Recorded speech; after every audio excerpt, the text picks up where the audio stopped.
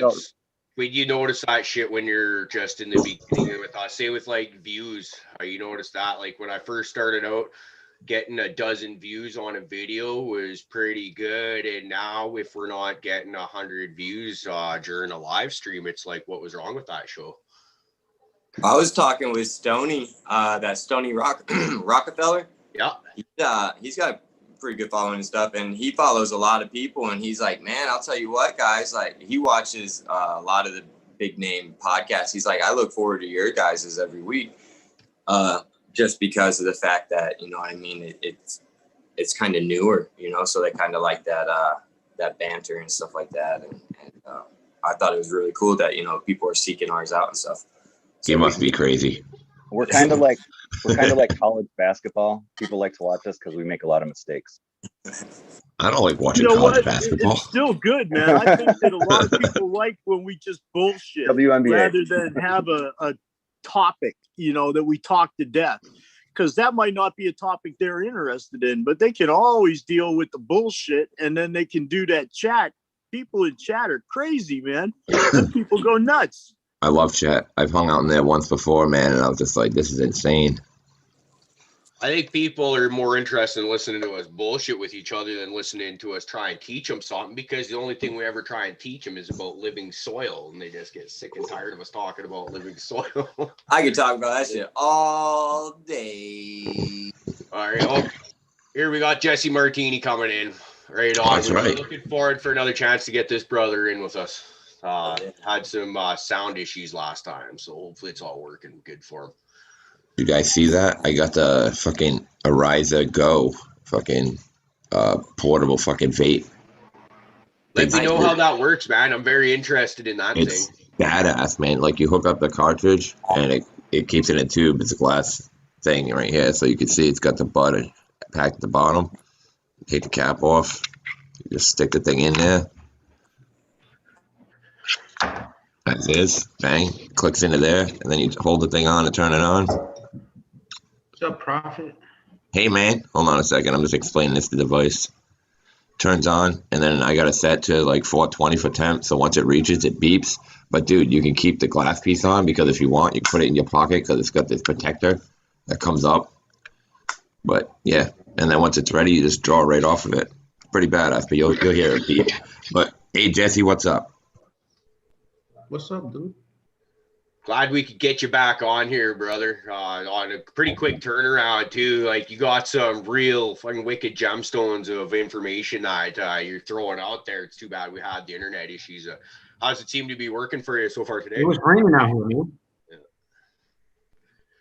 Yeah. It was raining. When it rains out here, the part that I live at, man, it just gets really wacky for the Wi-Fi. But it's not raining this morning, so we're good, hopefully.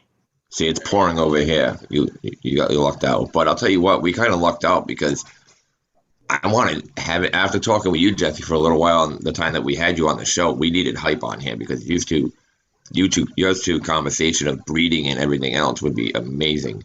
And I think it worked out better now that we got you both together, because we kind of got somebody that knows kind of what you do and how you do it. Therefore, we can keep the conversation rolling a little better. So okay. I think it worked out better personally, in my opinion, because I got you both on here, and that's just me being greedy. What's the other one? Hypothetical. Oh, okay. He's right over there. Oh, you might be on your phone. Hey, I'm over here. He's making dough. What y'all cooking up?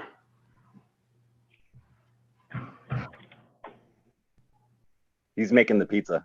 Yeah, you're at work, right, Hype? Oh, my bad. Yeah, no, sorry, I'm at work. Yeah, I'm playing with all the money first thing when I walk in. Making sure everything's right. You know how it goes.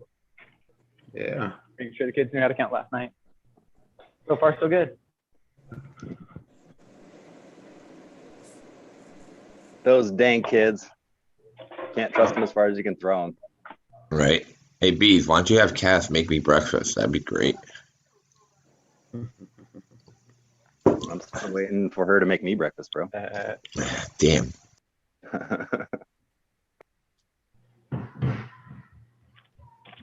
What's up, Jesse? How you feeling this morning, man?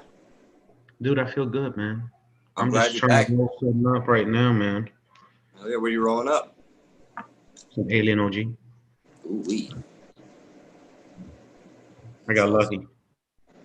This shit was actually from a fucking bag seat.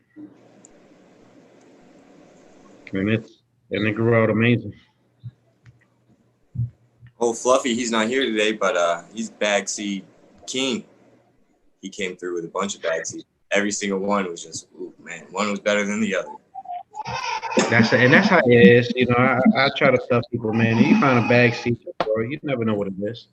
You might find a gem in there, you know. But I love Alien OG. You got a great flavor, man. Great high. I'm not gonna run it no more, but I enjoy running it.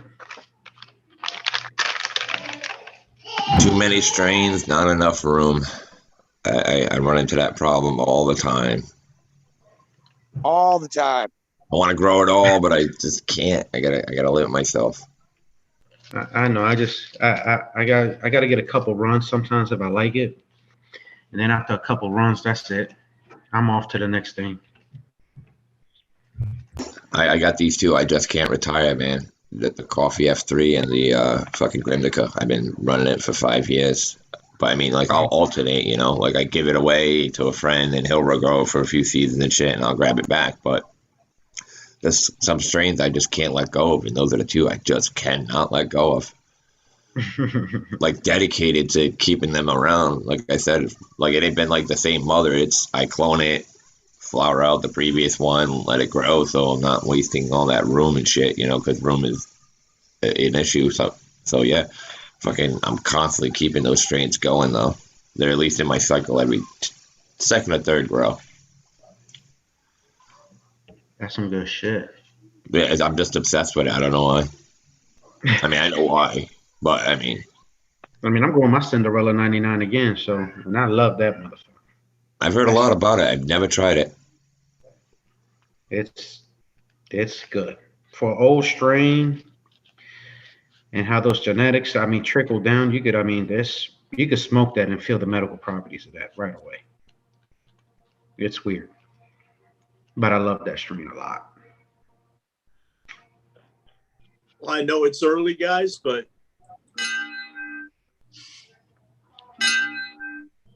What's it's that? dab time. I'm smoking out of a vape box, so I actually got to grab my dab. Ah, shit. Nah. I'm going to only be able to smoke out of my bowl because I'm working. You working? Well, I don't work, but my old boss, he has me clean up his pigeon lofts and do yard work, take care of his flowers and all that good shit. So for the money he pays me, I can't say no. Unless I'm hurting too bad in my hands. You know what I mean? But other than that, you let me play with Mother Nature and grow things? Sure, I'll be over. And get paid for it? Hell yeah. Damn right. Sounds like a good gig I to love me. what I do. I worked for him for 30 years, and while I was in prison this last time, they closed the doors. So they're like, hey, man, we need somebody around to do this little shit we need. We'll pay you the same amount. And I said, are you sure? And they're like, yeah. And I'm like, all right. Sounds good to me. Let me turn this thing off. I'll take that as a win. Just had to do a bunch of entering of the stuff into the computer, and it was all confusing and shit. But now I think we're good to go. Had to properly label this up to return it. Jesse Martini on the episode. Once again, just so happy that we could get you on here, man. Dude, this vape box is badass. No, it's the Ariza Go, Mr. Rods. But yeah, man, this thing's badass. Holy shit. See, I'm pretty sure that's the one that was in my local grocery store I was kind of looking at yesterday, because I went in there because I was like, fuck, I needed like an ash catcher for my dab rig. I feel I need a little bit more bubblage in there because I feel like it's too small of a dab rig that I got right now. Right? it doesn't have enough, the bubbles don't spend quite enough time in the water. I don't like it. So I was thinking if I put an ash catcher in front of it, it'll help bubble it up. But they didn't have what I was looking for at the grow store. So I started looking at like the Puffco and the Volcano, and I'm pretty sure it was an Airizer Go was the other one I was kind of eyeball fucking, but it was like more than twice what I was willing to pay at the moment. So I'm trying not to think about what my girlfriend spent on it, because I'll probably go in the other room and choke her. So I try not to think about it, because I'm like, this is a novelty, dude. I could smoke out of a bottle of paper, spending several $100s on a smoking device is just ridiculous to me. But that's why I didn't buy it. She did. Can't you hit that into your bong? Huh? Don't they make an attachment for that on your bong? Well, I don't know. Like, so you could stick, like, your mouthpiece would be a down stem. You just fucking. Well, I mean, I also have the tabletop freaking vaporizer that you fill up a bag and shit, and that just gets a little hardcore for me individually, and I don't have enough people around to use it anymore. So she ended up just getting me an individual one, way more convenient. Could you hook the bag up to a bong? Could you hook a bag up to a bong? You would have to blow through the bong backwards so that you could actually push the air into the bag. That's the thing about a vaporizer. Well, you fill the bag, pull the bag off, and you stick it on the end of your bong, and then you take a hit. Yes, it's absolutely doable. I've done it with my own. Yeah, it sounds like a lot of work. When I was, what are you talking about? You crazy, a lot of work. I was talking to a guy on Instagram that was a fan of the show, and he's the one that turned me on to the stream. And he says he runs his with the whip hooked up to his bong all the time. That's crazy. And I tried it, and yeah, it does work, but it doesn't. Like, in my opinion, you're not getting the big enough clouds to necessitate a bong behind it. So it's just kind of what the fuck, but it's absolutely doable. So with dabbing and stuff like that, Caribou, with the smaller the rig, like the less amount of like air volume you have in here, actually the tastier it is. Like you'll be able to get more of the terps, because from my understanding, it's the longer that all the vapor and everything sits within the air, that's the more it degrades. That's from my understanding. I get that too, and I love this rig, but it's just you might as well run it dry. It's so shallow, the water bowl on it is what I'm getting at. Because I love it, and so like, cause I bought it originally on the road as a travel rig because I'd forgotten this one that's like half silicone, half glass at home. That thing used to be great, right? You can knock it around a few times and it'll last.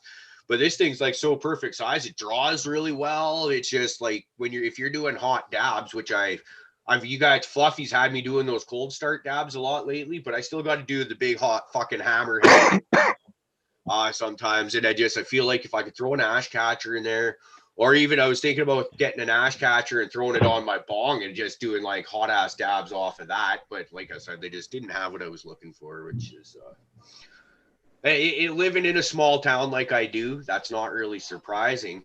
And then I even went to one of our dispensaries. It was looking at fancy looking dab rig there with a recycler and all that shit. Because I was like, fuck, I want one of those too. But you could tell it looked like it come off a Wish or something like that. And they're going to charge me, it was reasonably priced for what it was, but it looks like it's Wish quality. And if I'm going to buy something with a recycler and stuff like that, I want it to be able to take more than one bump before it breaks, because these things didn't look like they would be able to do that. You put it down on the table a little bit too hard and it'll probably smash or something like that. So it's like, fuck, I can't justify that price. So I'm all on the lookout for a nice one. I will agree with you. Sometimes those Wish things are like as flimsy as can be. However, I had a friend that had a Wish bong. I mean, it wasn't anything special, but it was the toughest fucking bong I've ever seen. It got kicked across the driveway. I mean, asphalt. And it never broke. The only thing that happened was the bowl got smashed down into the stem, and we had to like work some thread around it to try and pull it out without breaking it. That was it. That thing was awesome, man. Best $20 ever spent. Yeah, actually, the best dab rig I've ever owned came off a Wish. And they didn't even have the ash catcher that I was just bitching about wanting one of those and everything. But I went to clean it because it had so many fine little pinholes in the plates that were in there. And it was just like, It was a nightmare to clean, and it didn't last like more than about a month and a half before whatever happened to the ex knocked it off the dresser or a table or whatever. It hit the ground, long story short, and it's no longer around. And it's like, we've bought a couple dab rigs since then. And yeah, that's one I still think is the best. But I like this little short one here. Because another thing I noticed is I went and bought the ex like a nice, for pretty nice dab rig bong kind of thing for her birthday last year. And I started using that. And one of the things I like about the smaller dab rigs is you don't have to fill your lungs up with air before you actually start drawing the smoke in, right? It's just like there's just that little air chamber in there. So just a quick little, and you've already got, you're already inhaling smoke. Whereas that other one, it feels like your lungs are half full before you even start puffing smoke in. So that's why I like the short ones. But yeah, I agree also, you do seem to get a little bit better flavor in there, DP. Plus, they're easier to clean. That's another one. Like you see all these really big elaborate bongs with like multiple recyclers and shit like that. And I'm like, how the fuck do you clean that? Like, is it even possible to efficiently clean that? Painstakingly. Yeah, I don't have the patience for that. Like, I need stuff I can't have fragile and I can't have high maintenance because I'm not either of those things. You know, for me anymore, I feel like having a big giant fucking bong or big piece is awesome, but like, at the end of the day, to me, it's just kind of a fucking obnoxious. Like, I'd rather just be able to like reach over conveniently and grab something and fucking hit it comfortably rather than like, you know, like I used to have this bong that was, I mean, I called it Frankenstein because I had, like you said, I had pieced it up. You know what I mean? Like it had six chambers on it that were all like, it was the most unstable thing ever. But you know, like you had to take one whole breath before you even got the smoke to you. It was a pain in the ass to clean. It was, I mean, and it was uncomfortable as hell to hit because you had to like, you know, you had to reach way over, and like I'm tall, so it was more easy. It was easier for me, but like my short friends, I'd be like, man, fuck this thing, because no one wants to have someone light the bowl for you. That's just a bitch move. Well, no, dude. I remember back in high school, I made, you know, like I took a chunk of 2-inch PVC piping or ABS piping or whatever. And it was like 4 feet long, and I put a cap on the bottom of it, drilled a fucking spot for a down stem, sealed it up nice and good. Even cut some notches in there so your lips would fit, because a 2-inch PVC doesn't quite seal to your mouth very good. And there's no way in hell you were lighting that thing. But that was kind of the fun of it, is that's different. To run this thing, and it fucking kicked your ass, but like you're fucking smoking out of black ABS piping, like. Fuck me. We did a 5-foot piece of bamboo. Same idea though, except we did it like a steamroller. That's awesome. So I'd be sitting over here, Bees would be over there, and I'd put it in my mouth. Bees would put his hand over it and light it, and then I would tap it as the signal of release your hand. Unless Bees wanted to be an asshole and just nah. All right, now you can breathe. That's awesome. Yeah, you better be smoking with someone you trust in that case. It was great. Oh, yeah. I was made to puke more than once off that thing because of people who I shouldn't have trusted. Yeah. What's your preferred mode of smoking there, Jesse?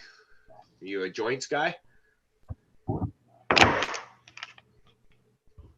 right. Oh, okay. How are those? I don't smoke on tobacco. I don't like backwoods. I don't like blunts. I don't like white owls. I don't like no tobacco product. Because I'm not a tobacco smoker, man. And I smoke weed, so I want to roll my weed up in weed paper. I can get behind that. I don't do blunts or anything myself. The tobacco just irritates my lungs and makes me wheezy in coffee, I find. Dude, with this shit, I could smoke 20 blunts back to back of some fire weed. If it was some white owls, I'll smoke one. By the time I get to the second one, I'm giving up. My lungs can't take it. I don't want to smoke that shit. If it's a difference between 20 blunts and one blunt, I'd rather smoke 20, goddammit. But that's just me. I gotta agree with you just because, you know, it's a great way to kill time. Yeah. I mean, listen, man, I'm a barber, man, and I have plenty of time to smoke throughout the day. I stand up a lot, so I need something to numb my feet good and take the pain away. And it works. Takes a lot, man. I stand up a lot all day. I sit down, I'm ready to go to sleep. What's your preferred hemp wrap then? Those wild hemps? I like the wild hemps, man. They're very thin. I tried the twisted hemp wraps. They're thick, so it makes you feel like, you're smoking something else than hemp paper. Those. Then there's and then there's high hemp, the CBD vegan wraps. Those are good too. I think they're just a little bit. Yeah. Vegan wraps. They got fucking vegan wraps, dude. Oh my god. Yeah. And they're good, you know what I mean? But this one is just it just has more of a feel of just paper, like you're rolling paper up on, you know what I mean? But it's just got the color of a blunt, that's all. But I love them. I mean, and like when I say I love them, I love this shit. I don't like papers. There's just something about the smell of papers that get to me. Makes me feel like I'm smoking whatever paper. Notebook paper, some shit, See, I'm the complete opposite. I'd rather have a paper because a lot of times with the wraps and shit, that's all I could taste, especially if they had a flavor to it. It's like, it's overwhelming, man. I'd rather just have the paper if I can't get out of glass. That's just my opinion. I like them, for papers, I like them zigzags, ultra thins. I never taste the paper on them ones. Them are the only ones I found where I don't taste the paper. That's good. You see, that's my problem, is just the taste of the paper. I like the Bob Marleys. I actually think you don't really taste much of the paper with those either. I hear I've used the raw. They're okay, but they're real thin, man. They can be a bitch to roll with. Like real crumble that paper up and. I find stuff like raws, they're too slick on the paper. My fingers and thumbs won't stick to them. They just slide right off unless you're going to lick your fingers to get the friction going. Well, lubrication is key, man. I cheat. I use a roller. For me, man, honestly, zigzags are the only papers I can taste. I don't like it. That's just it tastes just like cigarette paper to me. Anymore, it's got to be rice paper. It's got to be made out of rice. Hemp ones taste weird. Fucking regular paper tastes weird to me. I don't know. I'll be honest with you. If it comes down to it, I'll smoke out of a fucking copper pipe. I don't give a fuck if I had to. So I mean, I could be a snob right now and be like, I'd like to only smoke out of this. But when it comes down to brass tacks, I'll smoke out of the fuck I got to. Brass tack.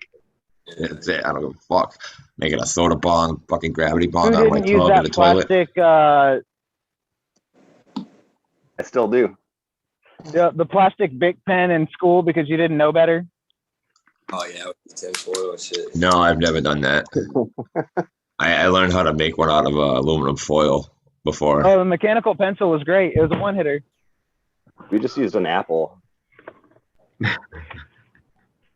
Apple was the easiest. So you just eat it right afterwards. The best. My grandma kept hitting my. How many 12 packs I've used of pop to make pop beer to make pipes out of. It's ridiculous. Beef, we gotta get a glass blower to blow you a fucking 2-liter bottle bong. That would be fucking dope. That looks like a fucking Mountain Dew, straight up. There's a dude on IG that makes them look like nitrous bottles. You can totally do it. Oh yeah. We should look into that as a gift of Bees, man. He'd have a fucking Mountain Dew bong. That would be the coolest. It doesn't even have to be a 2-liter. We can bring it down to the 1-liter, so it's less pricey and more manageable. Exactly. It could be a 20-ounce. It could be a can. Fuck it. It could be a can. I'll send you one. That I can make. Definitely have to get that tattooed somewhere. Dude, yeah. Tonight? Absolutely, yeah. I would love to do a fucking new school fucking twisty bottle. Tattoo equipment and head up that way. Hell yeah, dude. I would love to do a Mountain Dew fucking tattoo. You know how awesome that would be? The color concepts I could do with that and the twisting of the bottle with the background splash. It'd be nuts. It'd be hours, but it'd be nuts. New boofing. Oh my God, yeah. From boofing Bees LaBeouf. Shout out to Skillbo. He actually sent me this picture yesterday. Someone's arm. That's pretty awesome. That's awesome. And I was like, well, that's fucking rad, but diet. That's devotion, man. That's devotion. I do that with coffee. Like I would be down to have a coffee bag like that, but I mean a soda bag, I could never. I don't know. I could never have any that much devotion to a beverage besides coffee. I think. I'm with you, Prophet. I'm pretty much, there's nothing I enjoy drinking as much as coffee. I'm not big on soda pops or anything like that. Water, because, well, but water's better with coffee in it. Let's flavor. Yeah. So, I mean, don't get me wrong. I like water, but you know. I would expect a Fago tattoo on every part of your body. Prophet. No, man. I mean, it's just fucking soda. I mean, it's all right. The blue one isn't bad, but everything else is just a generic knockoff. You know, their cola is obviously just a cola. Their freaking Mountain Mist is just Mountain Dew. Fucking, you know, it's just it's knockoff. You know, it's not a big deal. I mean, I'm not a soda fan. Pretty good, actually. The only use I saw of Fago was I ended up getting covered in it at a fucking concert. That was it. That's the only thing that ended up as far as me and Fago goes. You know, like I've drank it a few times, but I wasn't like, oh God, Fago, yeah. You know, like it's just soda. Yeah. See, my doctor asked me, drink water? I said, oh yeah, I drink water every day, all day long. I pour it over some coffee beans, and by God, I drink a whole bunch of that water. Okay. He wasn't impressed. Go. I drink about 3 large Dunkin' Donut iced coffees a day. So I drink lots of water. Let him outside in the front. That's what I said. I mean, it is water. I take water and I pour it over them damn coffee beans. So what if it has a little bit of flavor by the time it gets to the other end? It's still nothing but water. So, Jesse, what do you got going on in the garden right now, brother? Let's get into a little bit more grow talk. Okay. Now Hype's paying attention now. I got some autos over here. I got this tent up. You say getting into some girl talk? Awesome. I've been wanting to gab all day. I got like 6 different autos. Well, 3 different autos. There's 2 of each one.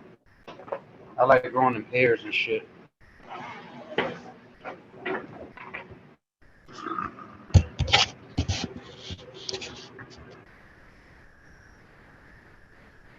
Nice.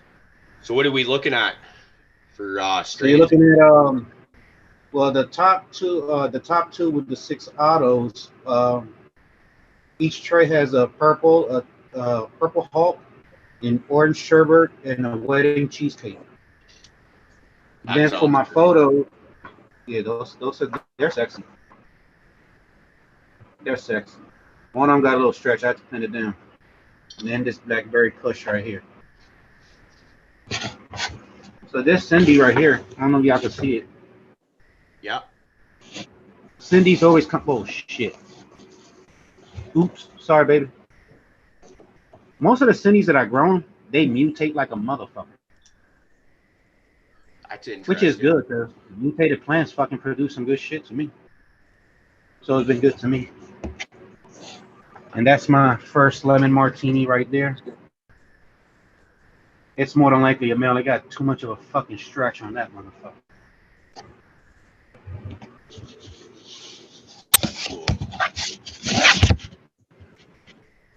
I'm gonna show you my other tent.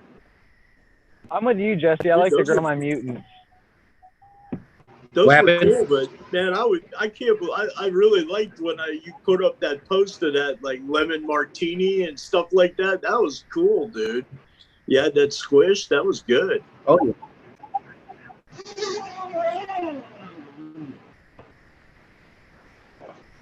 This room is a lot brighter because this is where I got the cannons at and shit.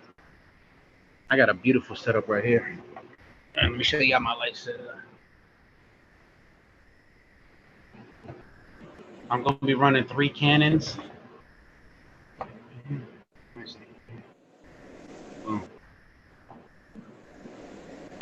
And then I got the 2 CMHs right there. These are my babies right here. Thank you. These are my Martini strains right here, except those two top clones over there. But they're growing fantastic, man. They're looking beautiful.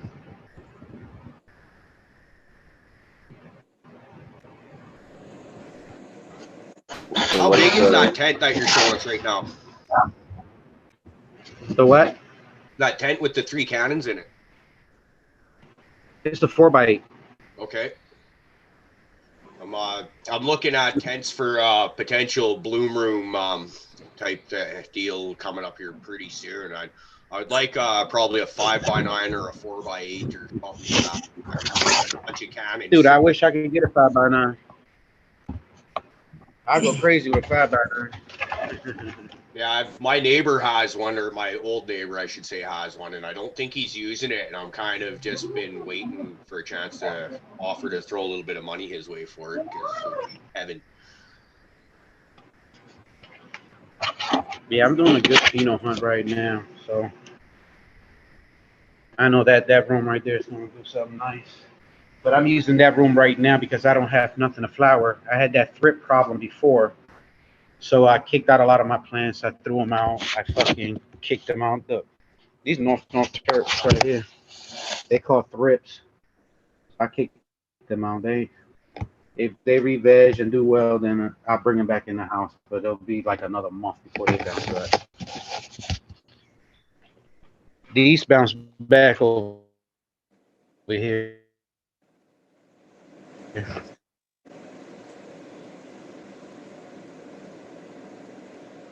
Come back. Oh.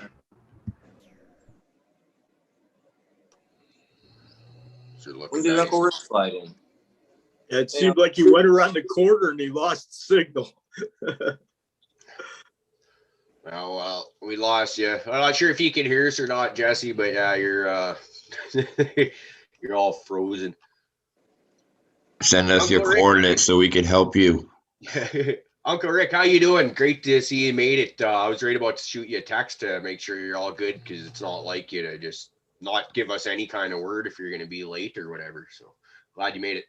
Well, good morning. Thank you for thinking about me. Yeah, I slept in, which is what a pleasure. Oh, we got him back. Rick, how are you? Good morning. Good to see you again, man. Good to see you.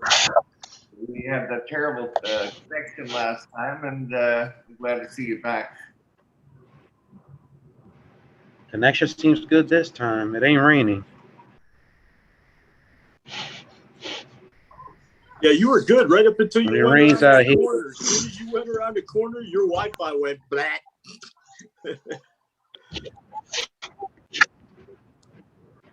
I went whack again. Oh yeah, when going outside. How Yeah, you about were now? fine outside, but when you went around the corner to show them other plants that were starting to pick back up, it just like froze. Boom. Like you lost Wi-Fi. Then when you came around the corner again, it picked back up. Oh yeah, I have 2 Florida Sunrise out there in the Strawberry Park. Oh shit. Yeah, I got 2 Florida Sunrise outside, a Strawberry Park, and a Zuki's outside. That Zuki's was a bag seed also, and I love that Zuki's. That's probably the best bag seed I ever grown in my life, and I breeded into that one. That's gonna be my wild Martini. I can't wait to see what that's gonna produce me.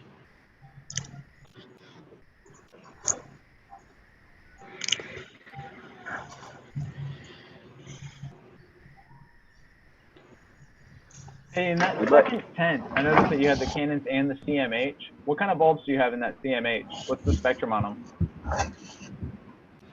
Those are 3100K bulbs. They're 315. So I'm gonna be running like close to like 1600 watts in that room. I've been interested in What's the that space on that light one? using LEDs and CMHs and HPSs and stuff.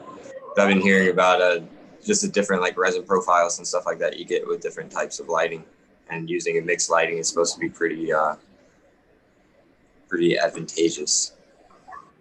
Man, mixed lighting it's life changing, man. I know that LEDs produce some good weight, some beautiful fat nugs and everything, but just about that resin profile on the LEDs. And I got a good LED, and I bought some more LEDs. And it wasn't about, getting the size or anything. I don't care about weight. I'm not worried about quantity. I'm worried about getting some really, really good quality. That's important for me. I don't want to grow crap. I want to grow something that someone's going to be like, hey, man, that shit was good as fuck, man. That shit tastes good.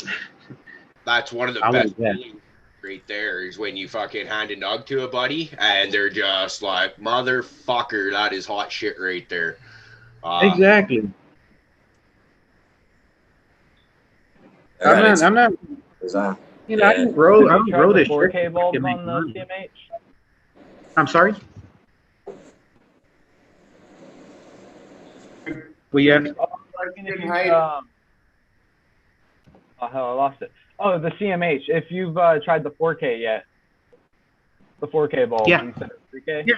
You're talking about the flavor profile and the resin production. Yeah. So. Okay, I was just wondering because I noticed that like when I go under my 4K for a full session, I get shorter, squattier plants. You do. It's better. It's better for vegging to go with the 4K over flowering over the 4K. The 3K does a lot better in flower than the actual 4K do. I did both before. I've noticed that the 3K definitely gives me better flower as far as size, like bulk and weight. But the 4K, I notice I'll get leafier flower, but that it's definitely more resonant. Have you noticed that at all? I noticed that. But when you mix it with the LED, it helps add that extra. So my idea of resin production has to be in all quality of lights. I mean, if I could pull off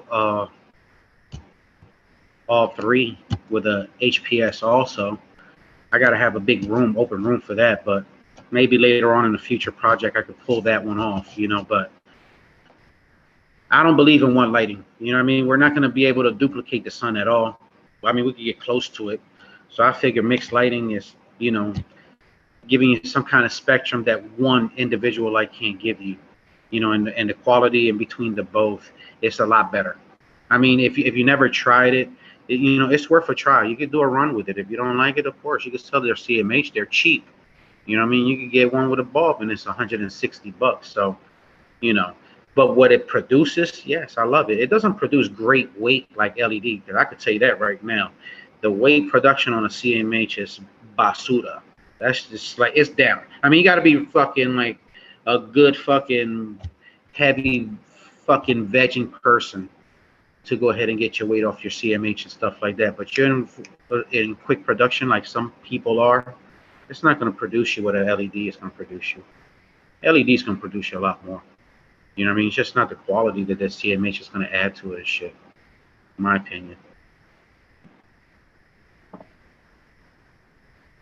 See, I got the opposite effect. My LEDs generally give me the smaller plants. Like, I don't yield as high. I definitely get the resin production, like, whoa. The terpenes and just general, like, potency is generally higher under my LEDs. But the CMH gives me, when I grow under 4K, I'll get the shorter, squattier. But under the 3Ks, I get weight. I accidentally grew like 1.5 pounds a couple of runs ago out of a 4x4 under one 315 watt. Whoops. You know what I mean? That was 4 plants. Like, it's not like I, overpacked it. And so that's why I was just like, wait a minute. Now I did not do the 4K that run. That was strictly under the 3K. And not mixed spectrum or anything. So I guess it only had the 3K out of it, but it ran. And I mean, I pulled weight off of the 3K, whereas my, like I said, under my CMH, I normally get a lower yield, but it's a denser nug and it's a frostier nug. When I added LEDs, red spectrum only, the weight production it went through the goddamn roof. I mean, with just the CMH, I was running 6 plants and I did a little under a pound. And I had added 4 30-watt LED red spectrums only. So it was an additional 120 watt to it. Man, that shit gave me more than a fucking pound, you know? And the size of the fucking flower, I mean, you could tell the difference. I mean, I posted it and everything. I mean, just documented and everything. I mean, it's the difference I wanted to see. You know what I mean? It was an unexpected difference in size and stuff like that, which was, hey, more for me. But, man, it's amazing. But with that mixed spectrum, remember, I don't also grow hot rooms also. My rooms usually stay like, I'm sorry. You gonna ask something? You said red spectrum only LEDs? Yeah, that's what I added to the tent. Yep. They're by Electric Sky. Okay, see, I ain't heard of that. Most LEDs I know of tend to run on that, like, closer to the 5K, 4K round. You know, tend to run bluer. Yeah, this one is a red spectrum. And I don't know what it is. It just gave it an unbelievable growth. It was like, I didn't do nothing different with the feed or anything because I still keep the feed. I still do my training the same. But that mixed spectrum it's constantly blowing the plants up. Even my male plant was amazing. Even when I was just breeding my 3 plants that I had in there, came out with some humongous ass fucking colas. I mean, I would expected them to be a lot smaller because they're being seeded up and everything, but I threw a lot of flower away. I got a lot of seeds, you know what I mean? But I threw a lot of flower away because I'm not smoking that shit. But the weight production. You don't smoke your seeded? I'm sorry? Okay, well, okay. You don't smoke your seeded flower? I don't smoke a seeded flower. I would. I have. I don't. Oh, you have? Yeah. I'd even, if worst came to worst, if I was going to be that kind of like snobbish about it, I'd blast it into something else. I just couldn't let it go. I mean, for a breeding project, I don't want to smoke my breeding project. I'm more interested in the seeds, you know. I hear you, but it's still viable material. I'm with you, Jesse. It's just something about that smell of a burnt seed that just gets to me. No. I mean, you take the seed out of it, obviously, but I mean, you know. You're always gonna miss some seeds when you're breeding. It's a breeding plant, you know what I mean? And I'm from the old school where there was nothing but brickweed, dog. So I know how to get seeds out of weed. Right? You know what I'm saying? Like, it ain't a big deal. You guys are like sitting here making like a big deal. Like, you all know where you came from, right? Now that you get seeds and shit and being all snobs.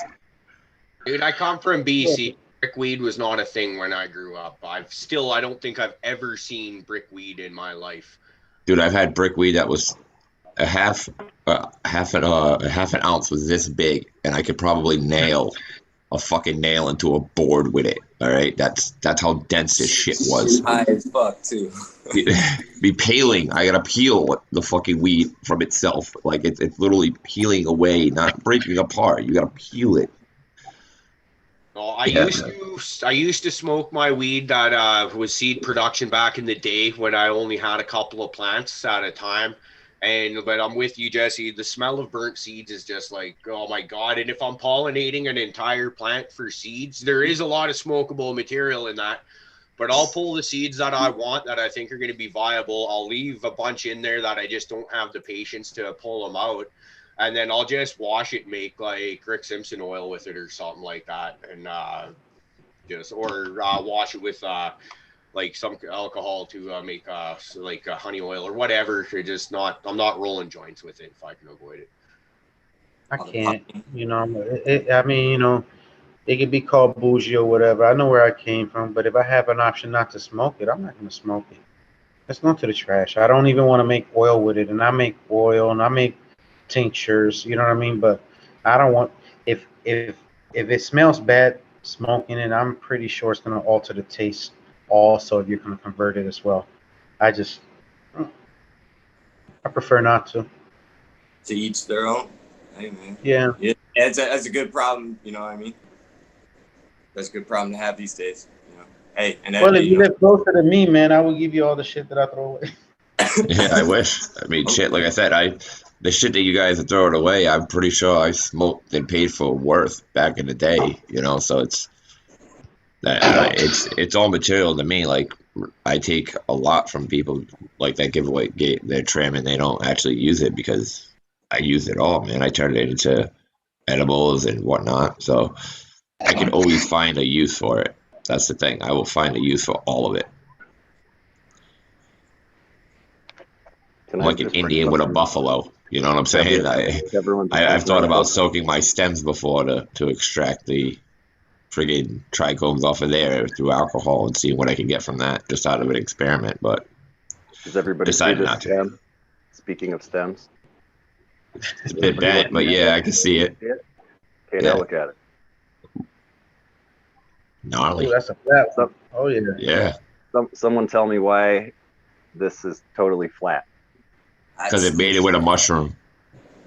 It just grew like that. What'd you do to it, Bees? Why don't you tell us? I didn't know what you did. Unfortunately, I didn't grow this. Oh, okay. I don't know what you did to your plant. Well, it could have been cropped. No, that's a mutation. We had a plant like that. That's a mutation that usually goes with a tri-leaf plant.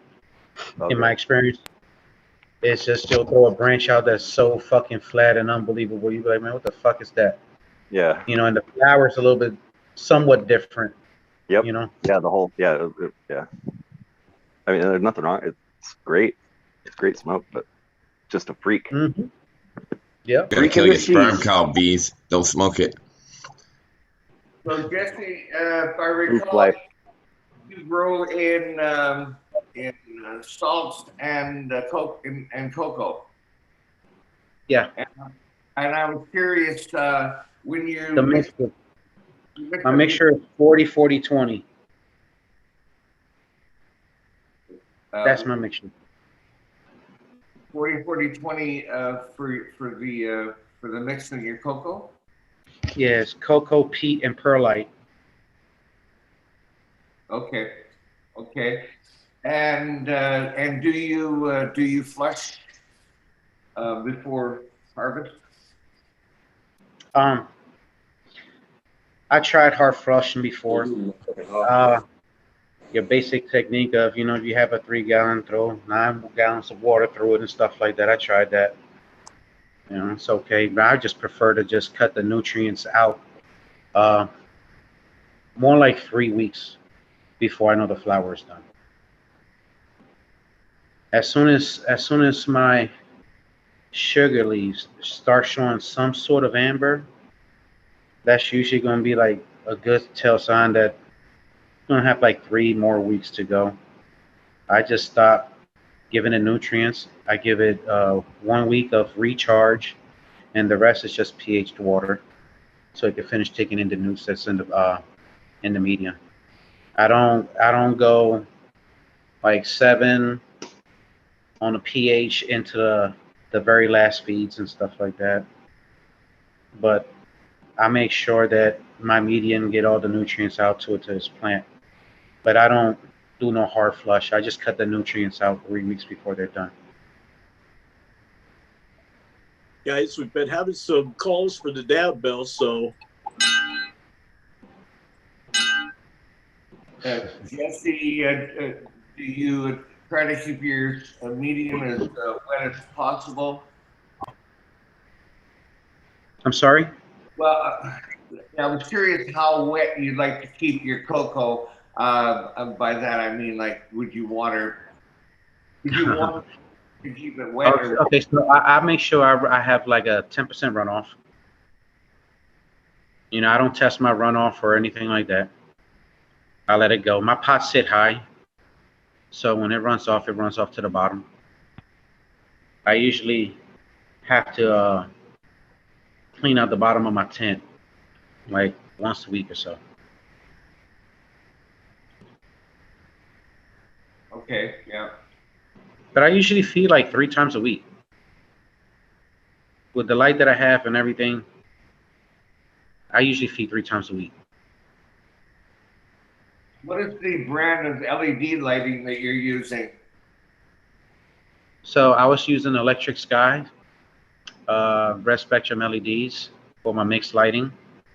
My upgrade, no, that wasn't even my first LEDs. I was using the Roy E420. Then I bought the, that's a Roy's Choice. And then I bought the Electric Sky red spectrums. And now I upgraded to the Black Cell Market 320 watt cannons, LED cannons. And they're bright as hell. Like, so far, like my seedlings like them. Yeah, there's a lot of people here in the panel that are big fans of Cannon's Caribou, Drizzit, who else? Yeah. I'm a wannabe. Fluffy. I don't own any, but I would like to try them. DP's on the ship too. Yeah, DP, Fluffy. Yeah, he was. Yeah, absolutely. A bunch of. But love I don't it. know. I'm having to. If I It's a could little be, I would different be. using the cannons when you're, in veg when they're small. I usually keep it 20 inches above the canopy, but you can't keep that cannon 20 inches above them little plants. It'll start to fry them. I had to keep my light a lot higher. It's a little different than an LED. Just a regular LED. That I love that you're lacking off those like quantum boards and stuff like that. I've got those little, quantum boards in my 2x4, and just the penetration you're getting with Canon is so much better. I've seen it makes the overall difference. So I definitely love the shorter spacing you get in between the nodes and all that. Yeah. I'm breaking up, bud. Yeah, he froze. Either that or he's very still.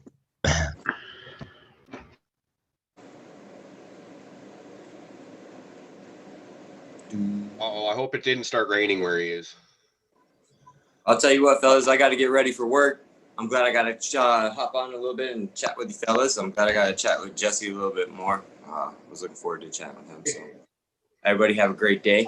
And Make my money. And stuff. All right. See you, buddy. Love you, brother. I would love to take this moment to remind our listeners and our viewers that tonight at 9 Eastern, 6 Pacific, Uncle Rick is going to be hanging out with the bros. Oh shit, that's today. Yeah. Hollywood. I gotta stay up now. Good thing you told him. He didn't even know. Or take a nap, Uncle Rick. Yeah, I know. Party time tonight. Tonight's the night. Oh my God. Oh. Yeah, he wouldn't have even remembered. Yep. We're gonna be running a train up into that chat room. I got all types of questions I want to ask Rick. I am definitely watching that show without pants. Nice. We all gotta be nice. So glad I got a 4-day weekend. Rick, you're in so much trouble. Now, come on now. We want to represent our group in a positive manner, okay? Keep that in mind. Yeah, but we don't want to lie to them. We don't want to lie to the people. So, Oh, my God. No, if we want to represent our group, well, Spartans in chat going, fuck yeah, new meat. I think you're going to do just fine, Rick. I'm looking forward to this. It's going to be a great night, and I think you're going to do really well. And I hanging out with those guys last week. They're a fucking blast. They're all a great crew. We've all met them. We've met pretty much all of them before, for the most part. A few more we still got to get on, but they're just a great crew. So shout out to the Michigan Bros crew. You guys are all awesome. Yeah, absolutely. Yeah, they're a lot of fun, and I'm really looking forward to it. Yeah, absolutely. Are you gonna eat mushrooms before that show? No. We don't do the mushroom thing anymore. No. Try to be my best behavior for these things. You should probably not get too baked either, Rick. You're going to be the one being talked to. You don't get to fade in the back on this one. This is going to be so exciting. Flour only, Uncle Rick. No edibles either. Yeah. They can get me too. I know. Yeah. Yeah, this would be my first hookup with Polarity Science. Looking forward to that one. Yeah, it's gonna be great. It's gonna be a great show. I can't wait. I've been looking forward to this all morning so far. I've been up for a few hours, and yeah. Yeah, darn. I was pleasantly surprised to see Jesse. Well, this is what happened last night. Was I'm still working on my evening sleeping medication, and I just figured, well, you know what? If one doesn't work, maybe I should have two. And yeah, last night they worked. That's good sometimes. That happens. Oh, absolutely. You need it. You need it to catch up. Fuck on the Friday show there. Fucking, I ate 350 milligrams in the pre-show before that, and I was like, it didn't do nearly as much as I was hoping it would. It's like I see people getting laid out by like 50, 60 milligrams at a shot, and I'm just like, okay, we'll see that. And yeah, didn't do as much as this, unfortunately. Hey, do you see what's going on with Jesse Caribou? Yeah, I'm just trying to read what's going on in the chat here. Yeah, he's having an issue. I told him he should try to restart, but he's saying we're froze on YouTube. He's going to try audio. Oh, yeah, right. I guess he's going to try to bounce out. He might be asking to come back in. Okay, that's all good. We'll let you back in. Hopefully we'll get him in again here. Oh, here's my.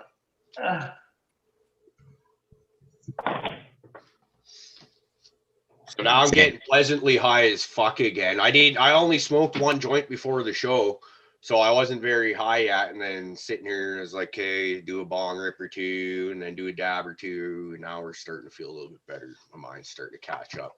Oh, see, here's Jesse back right here. And while Jesse's getting back in here, we need to give Raider Dank Vader a special, huge, massive shout out. He just became a contributor on our Patreon, and thank you for that, brother. We appreciate that.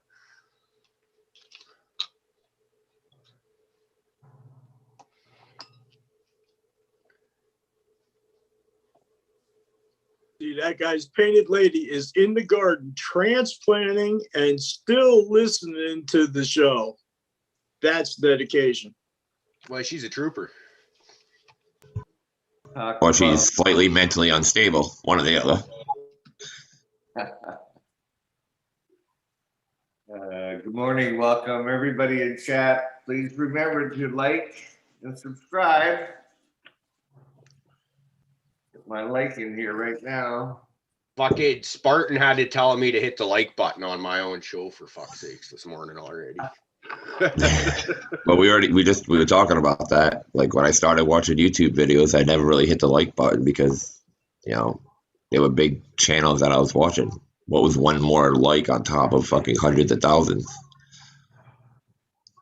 Yeah, but no, it does make a difference because, like I was mentioning earlier when you're saying that, like, yeah, I still keep track of that stuff. When you're first starting out, you get like 1 or 2 likes, right? And then you just start hitting your double digits, and then one day we might hit triple digits and shit like that. But same with like subscribers and all that and views on your videos. You see like how certain videos will like kind of stay low on views and other ones just fucking skyrocket. It's really cool now how oftentimes on our Saturday or Sunday and Tuesday shows, it's not uncommon for us to have by the time we're done. And then, you know, and if they don't have 100 views by the time they're done shortly afterwards, where it used to take weeks for videos to hit 100 views. So it's I think that's just shows that what a solid crew that we've all become and putting out quality content that people want to go and see. So it looks like we're back with Jesse. Jesse, can you hear us okay? No? Okay, I can hear you guys great again. Okay, your video Yes. looks like it's a little bit choppy. Yeah, we are. Go ahead, Uncle Rick. You asked me again. What was the last question? I didn't get to hear. Okay, was it related to flushing, Coco? You mentioned My and end how seems much pretty you allowed fine to so drain far. out. And then after that, I think it was where about you Guys cut can hear out. me fine? Oh, okay. Can you repeat that, please, Jesse?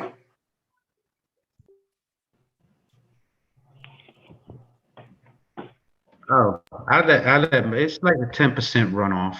You know, I usually end up having to clean my tents at the end of the weeks and stuff like that because I let that just run to the bottom of my tent. I don't usually have no cash tray or dish or anything like that because I don't want my plants to suck it back up. Whatever drops off, I want it to drop off because I'm gonna feed it again.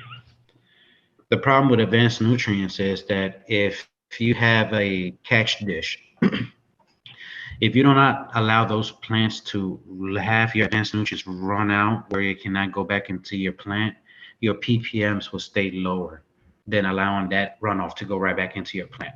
That's the problem that I have that I learned with advanced nutrients and how to use advanced nutrients is actually using a little bit less and lifting your pots up so the runoff cannot go back into the plant, you know, and it's better like that. And the root system it seems to be healthier also because at the end when I'm doing the chop, my roots are still white. They used to be browner. You know what I mean? Not browner where they're bud rot or root rot or anything, but you can just tell from how the floor look and how the advanced nutrient runoff will look. It's just a lot better and everything. So you know, having that not be able to go back inside my pot makes it beneficial for me and the plant. You know what I mean? Because I like to see my plants a lot healthier. Absolutely. And do you measure your runoff? You measure? No, I don't measure my runoff. Well, I used to measure my runoff, but now I don't measure my runoff because I'm not running, I'm not using my nutrients to the full capacity because the ppms are out of whack on advanced nutrients. So I use a lot less. And I don't run my ppms don't run to the actual chart at where it's supposed to be at, which I am okay with it because my plants are still happy. If my plants weren't happy, then I would do something about it. You know what I mean? But my plants seem to be a lot happier with a lesser feed with that brand. yeah, yeah, yeah. I use the same system, and it makes sense to me in the sense that the plants will only take up the roots will only take up what it's required. The rest of the nutrients will just sit there. And if you water to a runoff, what you're doing in effect is pushing through all the old nutrients that the plant didn't want yesterday and giving them back again exactly what they want and then some. And just repeating this process over and over. And I'm sorry, I wasn't quite clear. So near the end, you just go straight water. Yeah, so when I'm reading that third week, when it's my third week out, my feed is just recharge. If I'm feeding 3 times a week, I'm going to give it 3 times with recharge. That's what I'm going to give it, you know, and it still runs off the same and everything. And it really helps the roots eat up whatever's coming back down, you know what I mean? Because it's going to catch everything that it can on the way out, When do you you know. And when do you stop using recharge, Jesse? 2 weeks out, my last 2 weeks, I don't use recharge no more. And So it's it. For me, go ahead. I'm sorry. I was just going to ask where you'd like to run your pH. 6.2. I do 6.2. I did 6.0 before, and I did 5.8 before. 6.2 for the temperatures that I have in my room, because I like to keep it a lot colder. 6.2, the plants can take in the nutrients a lot better for the temperature that I'm giving it at, keeping it at. Everything plays a role, on the feed, you know what I mean? Whether it's your humidity, how hot your room is, you know what I mean? How much light they're actually getting and everything like that. Everything plays a role in that, So I try to make sure that they get what they want, and I spray my plant. I don't give it no foliar feed, but I do give it like a regular pH water shower, I give it some rain. Just more or less, well, obviously it has a cleaning effect, but just to more or less repeat nature. Now, would you do that once buds have been forming on the plant? Would you foliar feed would you foliar feed like right up to the end, Jesse? I do once a week. Once a week, I give it a foliar feed. That's it. Cool. All the way down to the end. Even in flower, I have enough fan in there that I never had, any water spot burns or anything on my flower. Never. And I just give it a nice little light. I give it lighter mist showers when they're in flower, but when they're in veg, I give it a heavy shower. And do you do this when the lights are on or the lights are off? Right before they go off. Right before the lights are going off, I give it that foliar feed. They love it. They seem to love it. Matter of fact, every time I give it a foliar feed, the next day is really when they really do pray. Those leaves do face the light a lot better. It's a good thing. Yeah.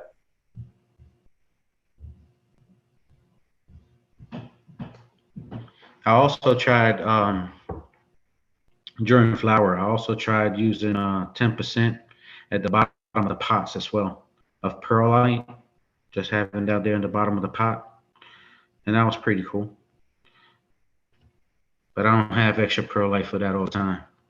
I learned that from Scotty from Do Grow shows that he uses perlite at the bottom of the pots. So I tried it, but I don't constantly have that clean up mess with the perlite. and emptying those pots and everything. That perlite goes everywhere. And he was using that to combat fungus gnats? I just have the little sticky traps. Mm-hmm. Those sticky traps. I think this summer I'm gonna probably see if I buy me some praying mantis, throw them in the tent, throw 1 or 2 in the tent.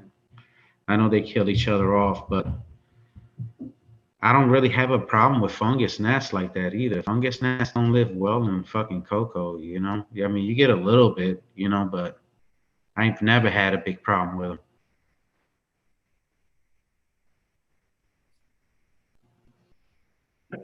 Yeah, I've had issues with them because I use recharge, and if the soil goes dry, it kills the recharge. So I try to keep my soil as wet as possible. That's why I was asking you about the runoff. But that defeats the purpose because it attracts more fungus gnats. What I found. I haven't had a serious problem, but it's a perfect breeding ground for fungus gnats. It is. It is. I don't let my runoff stay at the bottom of the tent either. Oh, no. I make sure I pick that up with a towel. The bottom of my tent still stay dirty, but I make sure I get most of that runoff off. I don't like that to be there. I don't like those markings that it leaves on the bottom of the tray and stuff like that. It's horrible. You know what I mean? Yeah. And I know that attracts the fungus gnats as well. But I wipe that off. I don't leave my runoff on the tent at all. That's one thing I keep there is my spray on the side of the tent and some towels as well, because I know I'm going to pick that water extra feet back up. I have to. I don't want the extra humidity. I don't want none of that. Definitely. I never had big problems with pests except for them thrips. You know what I mean? And that's just because I took a clone from somebody that was a gift. And I won't take gifts from that person no more. And what did you do to deal with the Hey, third? man, I took them outside of the tent. I took them outside. Those are the plants that I have outside right now. Those are the last 4 that actually stayed healthy. I gave it I forgot what I used. It's like a pesticide that I use. It killed most of the plants, well, damaged a lot of the plants and stuff like that. So, I mean, once I seen that, I just said, I better start all over. By the time these little plants bounce back, I could just have some more seedlings and I don't have to worry about that. So I don't mind starting over. I'm not going to cry because, my schedule is set back 2 weeks or 3 weeks. I have constant harvest. I have 3 tents. I do an average of 18 harvests a year. Some people grow in one tent or flower in one tent and they have, 4 to 6 harvests a year. But I have an average of 18. That's impressive. Yeah, that's cool. That's a lot of trim jail, brother. I mean, but you know what? Hey, look, I was taught by a grower that was having 60 plants in a room. He used to spend a week trimming day and night, and guess who wasn't there to help me? Because I don't want to have that kind of labor. I could have some offset cycles, where I could have constant harvest. And yes, I may be harvesting 4 plants or 6 plants, but shit, I don't trim much. You know what I mean? And that takes just a couple hours a night, and that's it. And I'm happy with that. I don't need to grow for everybody. I just need to grow for me.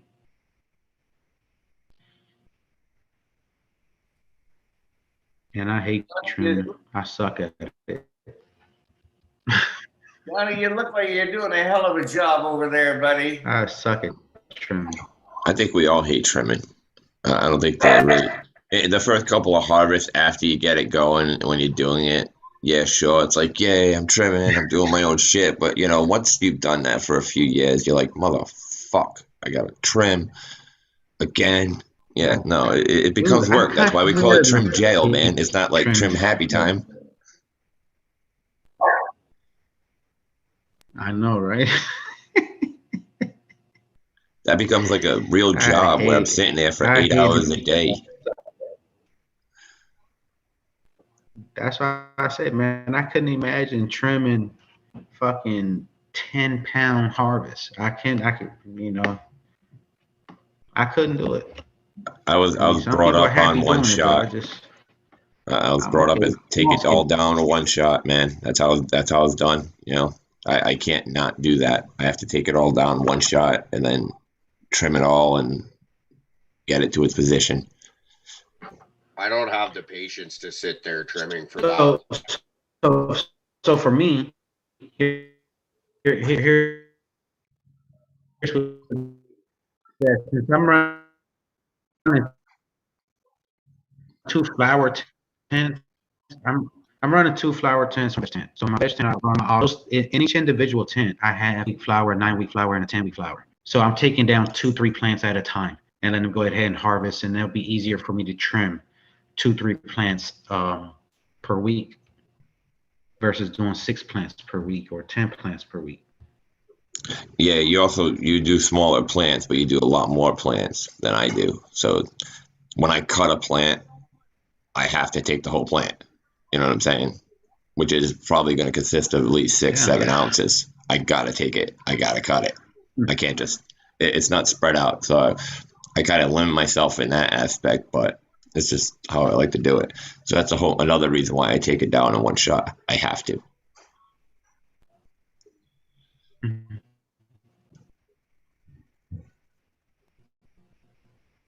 But I'm Now I not trim talking dry. about taking down one plant in separate parts.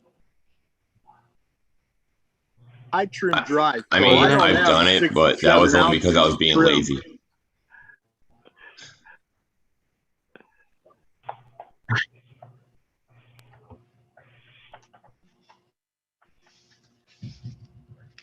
How long does it take you to mix up your nutrients for your feeds, knowing that you have to do 3 different batches?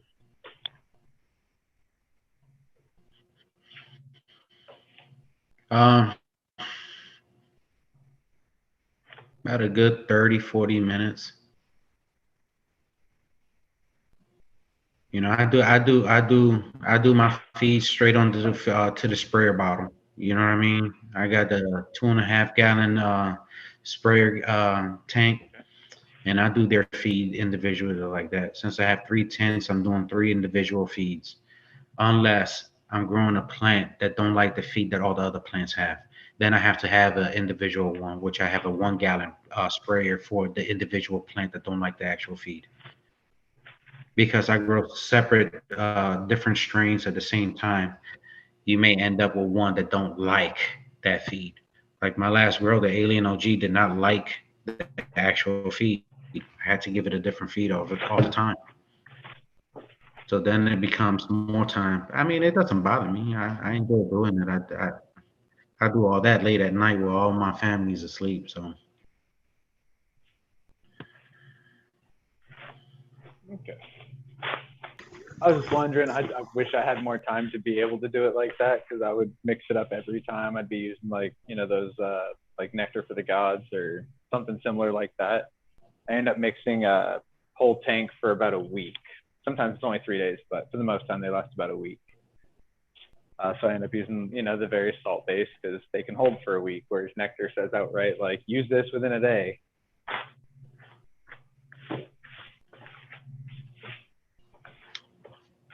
so like right now, since I have a lot of seedlings, my little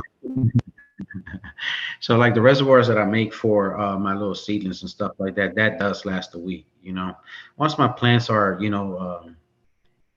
late into veg or late into flower and stuff like that, man, that reservoir is going that same day. Sometimes I have to do 2. You know what I mean? Depends if I have some heavy feeders in there. And there's some times where you come across some heavy feeders because like the apricot jellies and the Purple Valley grapes, those 2 strains they drain the nutrients. I mean, my pots will go. I almost have to give them a light feed in between the 3 that I give them every week. Just a little top off on the top, just to keep it a little bit moist.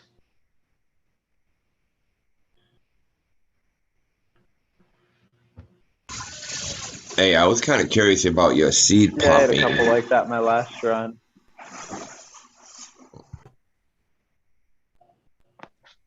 Okay. What your little device I there that you like got using going my on? tank. What is it? I'm sorry? That thing you use to pop seeds. It's an aquaponics tank. It's one of those fish tank plant thing on top and everything like that. We're supposed to have some fish at the bottom, like a fish tank.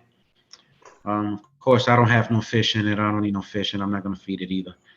But I do use it to germinate my seeds. So is that just Usually basically stay there. an air turns stone in there, nice. and you got it on top of some rocks, and I'm you're sorry? just putting it like? Is it Yeah. basically just Yeah, a the tub water with an runs air through the stone? rocks and everything. Yep. So you could pretty much make one pretty easily with a air stone, some rocks, and a bucket, and then you just place your Yep. seeds on top of there, and a couple days later they just Yep. pop. Is that Yeah. pH? You Is that actually like go on a tap runoff water? road.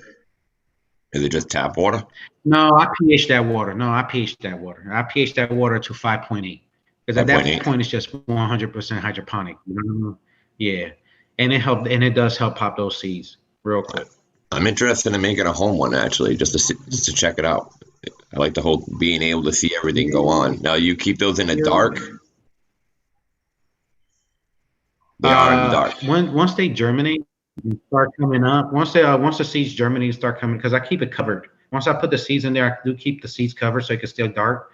Once I start seeing that little taproot come out and stuff like that, I go ahead and take that off and let the light bring the seed up, and it grows up. You can see the actual true leaf come out. You can wait 10 days or 14 days up to it, and to take it out and put it into a cup or pea pillow, whatever you're gonna do. Yeah, I think it's pretty gnarly. So I'm really intrigued in one of those. Yeah, you don't really, when you do the paper towel method, you always got to go back. Is my towel dry? Do I got to put more water on it? Is it hot enough? You know what I mean?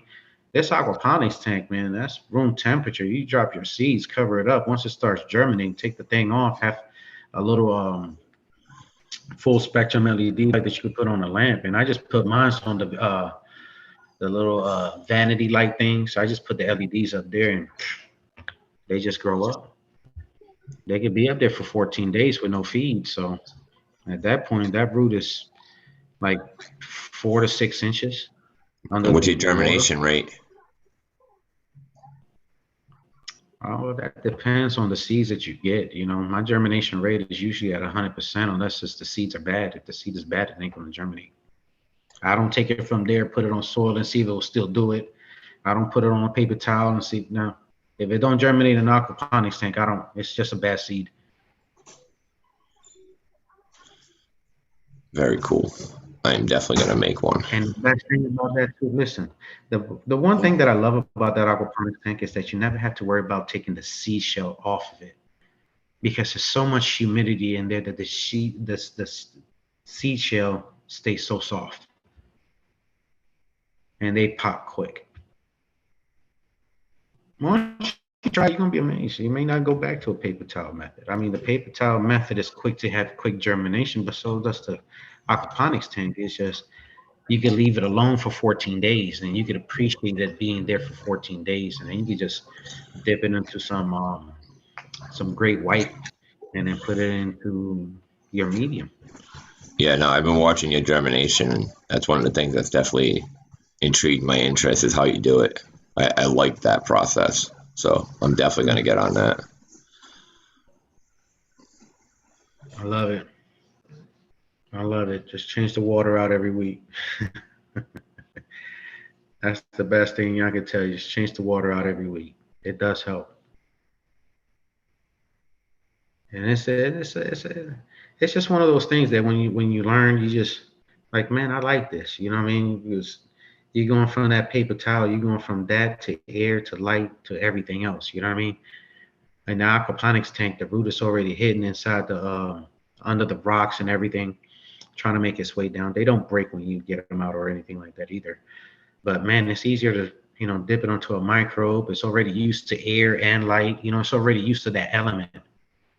So once you put it into your medium, it doesn't give it that much stress. It's just going to a place where it's actually going to thrive in.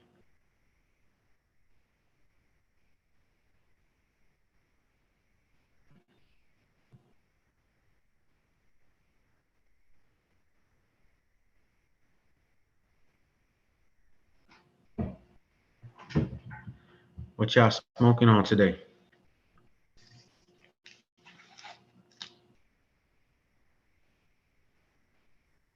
Shit that makes us all quiet as fuck. I'm sorry, I got some side shit going on right now. Hold on. Yeah, see, woman shows up now. It's like sidetracking me over here. Yeah, I was trying to type shit into the computer there. I've been smoking on some wedding cake and some Violator, and I was just doing some dabs of this lemon meringue live resin that the girlfriend bought me. I don't know if you guys could see that or not. I don't have, or no, you can't, because I don't have my fucking camera on, because I'm an idiot, and I try showing you I have my camera off. Yeah, that's what I've been smoking on.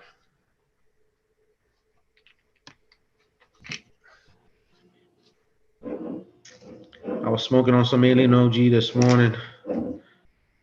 Now it's time to change it up. I'm gonna smoke some peyote crossed with Wi-Fi. That came out to be a beauty for me. I'm getting ready to smoke on some of my red velvet cake autoflower. Guys, my battery is running low on my laptop. Okay. Yeah, Oh, he's glitching out. He's going Matrix again. he's having battery problems there. Yeah. All right. Well. Or is he going reality? Yeah, he could be. Lucky bastard. Thanks so much for making it in, man. Jump off for a few minutes. Yeah. Yeah, he said he's got to jump off. Okay. That's all good, Jesse. Thank you so much for coming back on, man. Like, it felt bad that we couldn't have a proper episode with you the first time, but technical shit will happen. So thanks for making yourself available, and we actually got you on real soon again. Absolutely. Absolutely. Ding, ding. A few minutes. So anyways, I tried showing this there a minute ago. Now that I fucking THC addled mind and I turned my camera back on, here's that lemon meringue live resin. And the nose on this stuff is like definitely some citrusy with... Well, guys, it's been a pleasure. Thank you for inviting me to chat with me. Hey, Cool, thanks for man. coming back on. Yeah, man, definitely. Thanks for coming on. It's definitely been a pleasure.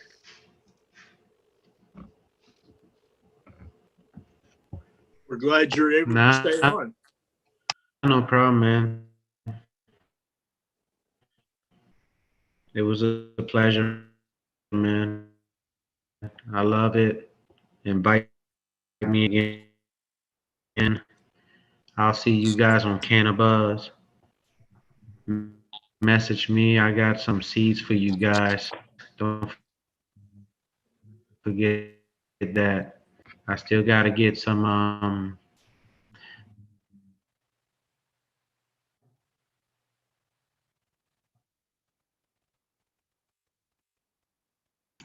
That's right. He was sitting on like 2,100 seeds. I remember that from the last show. Yeah, he already hit me up there a couple days ago asking if how he could get some to me. So I'm really looking forward to that. There's a bunch of us growers up in this area that are really fucking interested in seeing what autoflowers can do outside. Uncle Rick, I know you're one of those guys that's right with me on the autoflowers out there here. We should get Hype and him to trade autos and see how they do with each other's autos. I think that's a great idea. Grow off. See how his respond with his lighting and see how his respond with his lighting, you know? I'm down for that. It would just be fun. It obviously ain't going to be like, oh, who did better? It's just, let's see the outcome.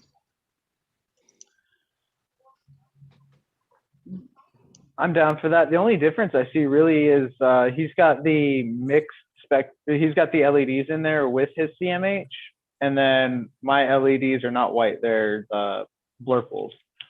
So I think it'll be interesting to see what his come out with underneath those blurples when they're like super dense and just pure frost and flavor.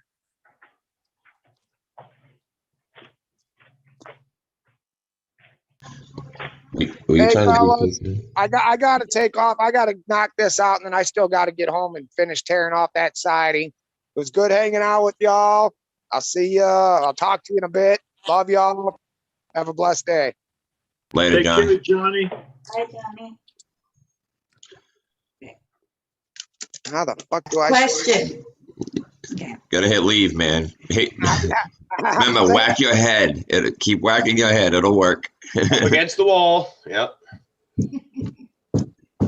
It's now you not got the working. buzz. You got a buzz. I gotta now go go do drop it. the brick on my toe. Bye. Okay, so Caribou, she's trying to set up Patreon. I have a Patreon account now. I cannot find you. And I went through your link. You went through the link? Yeah. Okay, well now I'm extra confused because as far as I know, that's the only way to find it. And 2 other people have already. So maybe we can I don't know enough about technical stuff, but Hey, wait, hold on. As near as I can tell, guys, is that Patreon, if you try searching it, you're not gonna find it. Caribou Heart TV is a content creator. I emailed Patreon about it, and they said basically there's more content creators than they're used to, and shit takes time. But as far as they can tell, everything is there. I just got to kind of spread the word so people know about us. So I started sending out the link, and as far as I've seen, the links have worked. Okay. Yeah, I don't know. Let's see if the one today works, because the one yesterday. Go back and try the link now that you have created an account. Okay, that's what I'm gonna do right now, while you guys are here. Sounds like I got this stuff at least. Now that you have cookies on your phone and an account, it should take you directly to the actual Caribou Heart page. Okay. Do you have cookies? I like cookies. What kind of cookies are we talking about here? That's what I'm asking. Computer cookies. Did you say nookie? No. Cookie. Cookie. Cookie? I did it all for the nookie. Come on. Look where it got me. Come on. Got you pretty far, I would say. Yeah. Seem to be getting more than any of us. You made him spit out his I almost choked. It's a tough job, but somebody's got to do it. Pimping ain't easy. 99 problems and a bitch's too. Yeah. Doesn't that equal to like 198 problems or some shit? Well, only if a bitch is one problem. Too many problems. No. Too many MCs, not enough mics. Yeah. Okay. I'll spell caribou while I talk. I wrote caribou. Shut up, VAR. B. I'm not high. That is not it. It's IB.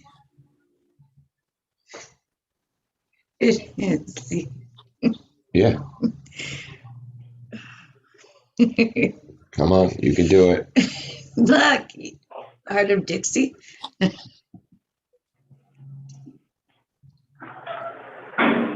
So hey Rick, what's your plans? What are your plans for your garden? That's the 5 days ago one. That's the one I tried to use. So. Well, I'm just in the drying process now, and I'm not going to really be able to make a decision until that's completed. What I'm dealing with is the tops are just beautiful, but unfortunately, everything else got kind of squished down. Didn't get enough light, and so there's a lot of fluffy stuff there. I'm just going to have to wait and see what it's like to trim, and I'll make that decision then. Either just turn it all into distillate, or because I'm really fussy about appearance and all that kind of stuff, and so. Well, you do eat with your eyes first, so understandable. What do you have plans for your next run, or are you? Sorry, you're relocating, so I suppose you're not really thinking about. Well, boy, to put it up to the world right now, quite frankly, I'm You just don't know. 99% chance that I'm going to be staying here. So Oh, okay. I've quite frankly, I've been priced out of the market in the last. I'll bet, without exaggerating, in the area I was looking at, I could have probably bought something for $500,000. The same thing today would be in the neighborhood of 800 million, or I'm sure $500,000, now about 800,000. And oh, wow. yeah, and just so Just in a anyway, matter of weeks. yeah, I'm just I'm taking a bit of a break right now, and but I've decided I am going to go back to. It's pretty popular strain here. Master Kush Ultra. No, but I'm sure you'll guess it before I will. But it'll come back to me. But I'm really serious. I would love to. I'd love to do get some orange gasm going. I really would love to see that, and the new strain from Rats to Jeff as well. Yeah. Yeah, it's the same strain I've been growing for the last couple of years. It's very popular, and I really enjoy it. It does the job for me. Oh yeah, okay. Don't write it down. It's gone. Hope I remember by 6 o'clock. Yeah, we all do. Keep for the streets. How long I've been growing? I've only been growing 35 years, so you tend to forget the first 20 or so. Oh, come on. No, it's gone. It's gone. Anyway, it's I got mixed blessings because I don't have the responsibilities that you do when you have something going on every day, but I'm kind of enjoying the time off. The COVID has kind of put a crimp in everything because I can't go far for visiting and that kind of stuff, but we all got to do our bit.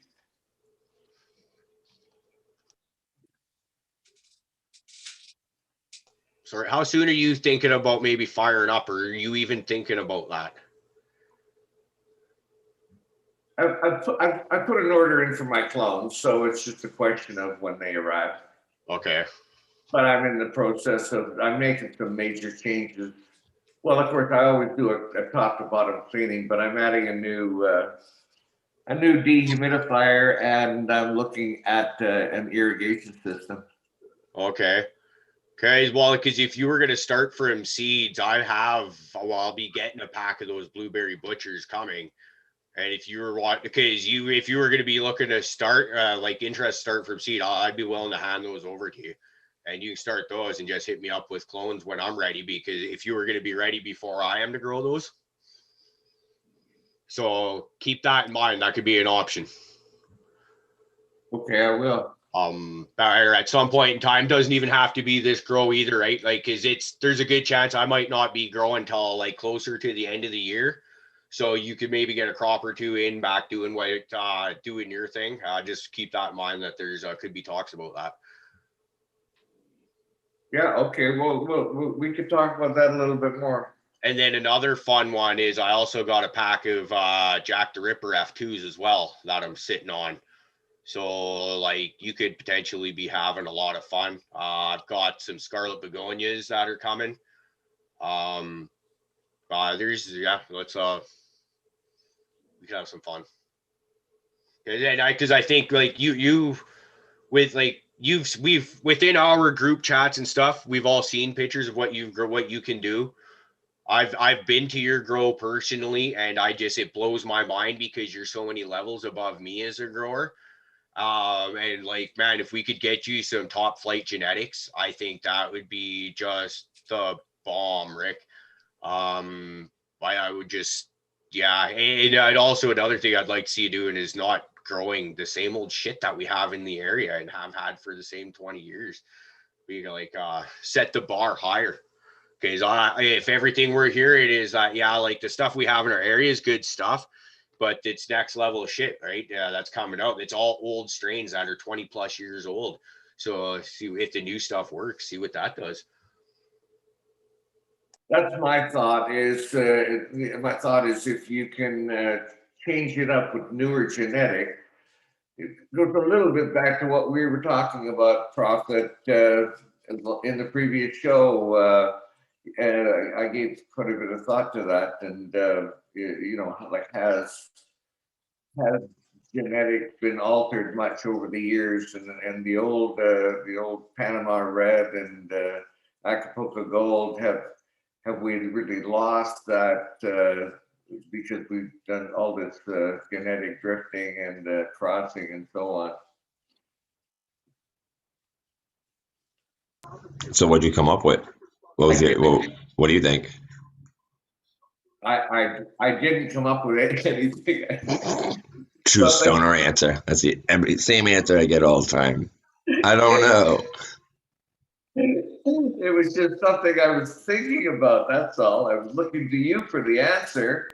Dude, I wasn't around then. Like, I need to talk to you guys to find out. I can tell you what the weed's like now, not then. That's why we have you guys around. We need to know what was it like before, you know? For some reason, They're burning our books. We need you people. I can't remember. That's my problem.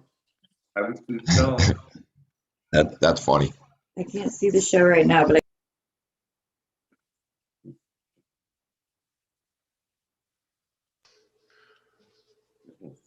I mean, it's There's hard to say 'cause Ema fucking Hawes in chat just saying that Rick needs to be growing Spartans genetics up here in Canada, and I can second that. I'd fucking love to see that. That'd be great. So Yeah, no, it would be a lot more fun. well, guess what, Rick? You're gonna have your chance tonight to ask each and every one of them. that's what I was just gonna say. Rick going to Hollywood. oh shit. So, Rick, would you want to try to grow one of those 70 strains again? Well, absolutely. I would think there could. I mean, just if it was a true land rate, there would be a great demand for it. I would think. So if I had a 70s Panama Red seed, I could mail it to you. You'd want it? Well, that's a big responsibility, actually. It's a big responsibility. Jesus, I'm not handing you like, Excalibur or anything, man. Well, yeah, but the trouble is, I depend on other people to do my parenting for me. You what? My getting my clones. I don't have my own mother room, so I depend on other people. Okay. And, so it's giving them that responsibility. Could they handle it? I'm willing to give the genetic back over to you, Rick. Do you think you can handle this? That's the question. You hear that doubt in my voice already. I hear fear, and I'm a little curious as to why. I think He doesn't actually want to grow it. It'll take too long. That's why I haven't popped it. I don't want. It takes 12, 13 fucking weeks. Who was it? Dritz of Fluffy? Was it one of you guys that were talking about wanting to do that again? The 70s strain? I'd be willing to do it just to see, but not again because I've never had the chance. That's I think it was before my Fluffy. time. Yeah, if I could really get some 70 strains, I wouldn't mind growing one. I mean, I know it takes forever and 60 days, but hey, to me. Yeah, well, I got it up for grabs if you want it. Are you going through all of your... Hey, you want to send it my way? Be my guest, Prophet. Okay. I'll be happy to run it. I'd love to find somebody that could actually breed because I'll give them a male and a female. And then they can go from there and keep the freaking... Well, see, that's something that I can't do because I can only grow 6 plants. Yeah. So breeding for me is a tough thing to do. Because basically, we could start over. And with that, by breeding it with itself and start off with Then more maybe seeds. You might be better giving them to like Caribou or somebody that can actually breed them because I can't breed them. Well, I have a few different strains from the 70s, is what I'm saying. So I can Oh. hand them to you. I can hand them out. So, if Okay, great. whoever's Well, I'll interested, take some. If you want to give me some, great. But I can't breed with them. But if you want to give me some to run, yeah, I'd love to I can do give you that. something to run. If Okay. anybody want, what about caribou? You want to try to breed them? Yeah, man, I'll take anything you're willing to give me.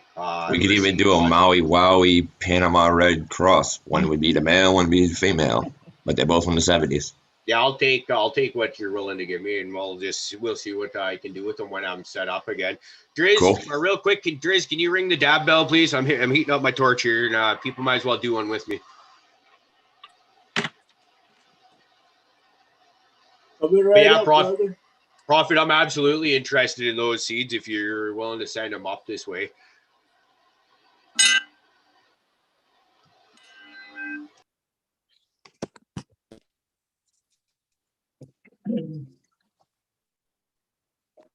I know I had an experience with a Master Kush I grew about 12 years ago, and it was just absolutely amazing. But the yield wasn't there, and quite frankly, nobody was willing to pay what it really was worth. It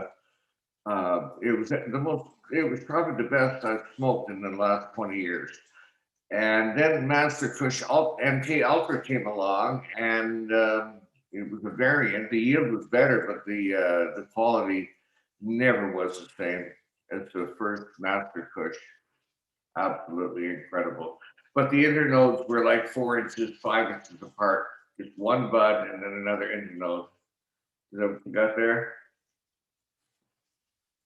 Is that the original MK or? What, me? I was just looking at what you were. I didn't know if you were showing us. No, it's just the hell was this Cookie Kush Shadow.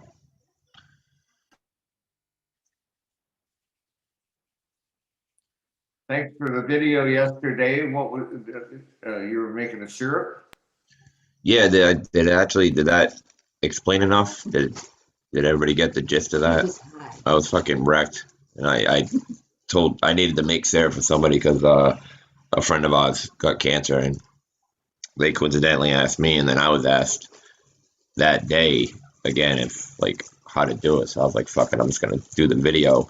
But I've tried to post videos after I filmed them and photos directly, and they're jammed up basically in the app.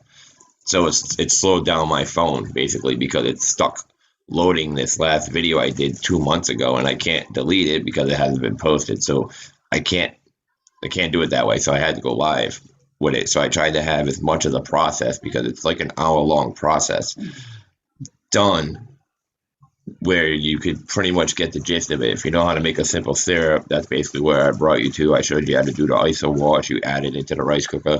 You boil away the alcohol, and you basically go by taste. Once it's simmered down, obviously, and then you just go by taste from there, and then that's pretty much it.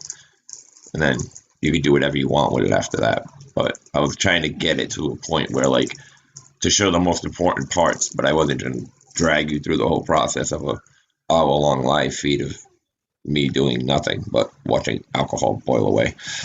And licking the spoon. Oh, yeah, that's the best part. It's definitely taste testing towards the end. If you go a little early, you're going to get a little drunk because it is grain alcohol. But, usually I do that indoors, and fucking, if the grain alcohol boiling off, man, you'll get drunk so quick off of grain vapors. It's so ridiculous. I didn't realize that, and yeah, after a little while being in a room, I'm sitting there stumbling, and I'm like, holy shit, man, I should not be in a room with this stuff boiling off. So you try to do it outside, but it takes a little longer because it was a little bit cooler yesterday, so it took a little longer just because it was counterproductive towards heating up the water, or heating up the syrup from the rice cooker. But safer, yeah. I mean, as long as you don't, it ain't gonna blow anything up. You're just gonna lose some brain cells, which I'm fine with. So I occasionally do it indoors. If it's shitty outside, I gotta do it indoors. Fuck it.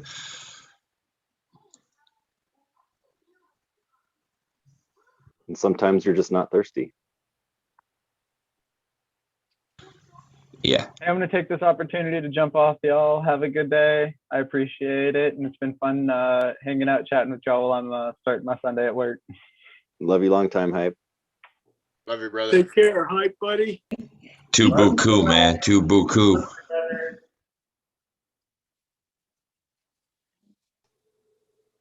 God, I thought he'd never leave. My mute was off. That's not right. Right? Like we want to watch him making dough and stuff. I know, right? Just attention dog. That's all he is. Me. Actually, I'll be honest. I love it when everybody's doing something and like I can check out the screens. Like I was watching Johnny cleaning pigeon coops and shit and fucking whatnot, and I'm like, he's trying to escape. You know, checking out Hype doing things. I'm like, wow, those guys are actually doing stuff. I'm so jealous. My favorites are always when they're coming from other places, like Opie, when him and his old lady first started doing them from like out of the lake and shit. I was like, that is so cool. So yeah, I love it. Never. I can't drag the computer around, you know, and do it on the phone it's a little tough. It's tough on the receiving end, or no, the giving end, when you do it on the phone because so much of what's going on. That's just my personal opinion. That's why I like the computer. I can see everybody. Huh? What are we talking about? I'm confused. She was like, "Oh, you know, You're never gonna see him out from. I'm not gonna like move around or whatever," and I'm like, "That can't bring the computer around, you know, like." Get him a treadmill. Maybe he can set it up for him. Hey, I move around way more than these fucking bitches. I must do like 1,000 flights of stairs between my first floor and my basement, going up and down, up and down, up and down, up and down, like 1,000 times a day, man. I started doing stuff and things. My wife does it for one day because like she decides she's gonna bust out, clean the house, do the laundry. She's like, I went up and down the stairs so many times today, my thighs hurt. I'm like, I've already gone past that. Like, I'm leaping up and down these stairs multiple times a day. We're both short. I usually do like 50 crunch bars. 50 like that. It shows. I could see you bulking up. So please, Right. can Which I to ask the you diet. a technical question here? I'm just That's a what? a technical question. You have got the headphones now, and they are better to hear you with. Is that the perfect? Well, I think everybody else can hear me better because now I have this microphone here that's close to me. Whereas before, yeah, it's just on my this little spot right here. Okay. Is it working? Is it working? Anyway. Well, No, try again. I'll tell you something. You have been a culprit in the past of background music or noise, and but we don't. I haven't heard that since you've. But I didn't realize you got a mic there as well. I saw the headphones, but no mic. Okay, so yeah.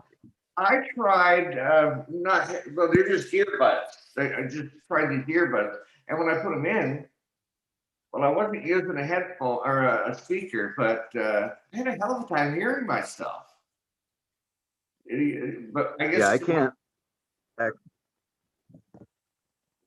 actually can't hear myself at all through the headphones, but I can hear everybody else. I'm also doing this through a mobile device. So you just count on the fact that if you open your mouth and speak, that other people can hear you. Okay, I get it. And I just have to remember that I thought that's how it worked. I thought that's how it worked anyway. That's how it around here it does anyway at my house. I hope somebody hears me. I guess you're right. I guess that is the way it works. But usually I can hear myself, but when I wear the headphones, can't even hear myself. Yeah, I get yelled at for yelling when I have my headphones in. My dad will be like, "Why are you yelling at me?" I'm like, my bad. Yeah. Yeah. I usually only wear my headphones at work, and typically because we're working around equipment, I'll only have the right side in so that I can still hear good what's going on if somebody's trying to yell at you or whatever. But that side's starting to die out after 6 or 8 months, so now I've been having both sides in, and people come up to me trying to talk, and I'll just be fucking ignoring them because I already kind of got a pretty good idea that nothing they're gonna say to me is as interesting as what I'm listening to on the headphones. So it just fuck right off, and pretty much 100% of the time I'm correct. So it's yeah. And you actually listen to like the podcast while you're working, right? Actually not Or the lately. music, because I that would mean, that would lately, that 'cause would throw me off. I go through phases between podcasts and music, and right now I'm still in a music phase See, it because I would throw me just off got. listening to people talk and then paying attention to other people chopping trees down around me and whether or not and what, like you said, being aware of your surroundings. So I mean, listen to a podcast and actually paying attention to a conversation would probably it would mess me up. I would probably stay away from Oh, podcasts. it's pretty easy because if you're if you're out there and you got like say your podcast going on your headphones, how you hear that is way different than through like a pelt or earmuff and somebody yelling at you from 50 feet away, kind of thing, right? Whereas if it's right in your ear, it's directly in your ear. And now if somebody else come up to you and they're actually, okay, we need to have a conversation, then usually I've got to hit pause or something like that because I'm half deaf as it is at the best of times. So I'll take to hit pause, but usually it's just someone wanting to ask me something stupid and I don't want to talk because I'm one of those people when I'm in the process of working, please just leave me alone, let me do my thing, and then the second I'm done doing what I'm doing, then let's have our talk about whatever it is. So it's just I don't like stop moving once I'm going. It's my work ethic there.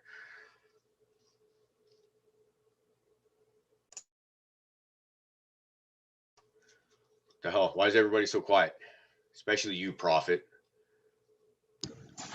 Well, it's still kind of morning for me, man. Like I'm still waking up and shit. He's keeping me muted. We started at like 6 o'clock mine and Rick's time. I know. I woke up pretty late. I had a long night last night. So did I. Did anybody watch the fights last night? Who fought? Fuck 3 championship fights. Jorge Masvidal fucking got knocked the fuck out hard. He's fucking sitting there smiling. I just like he'd get hit in the face and he'd smile and grin.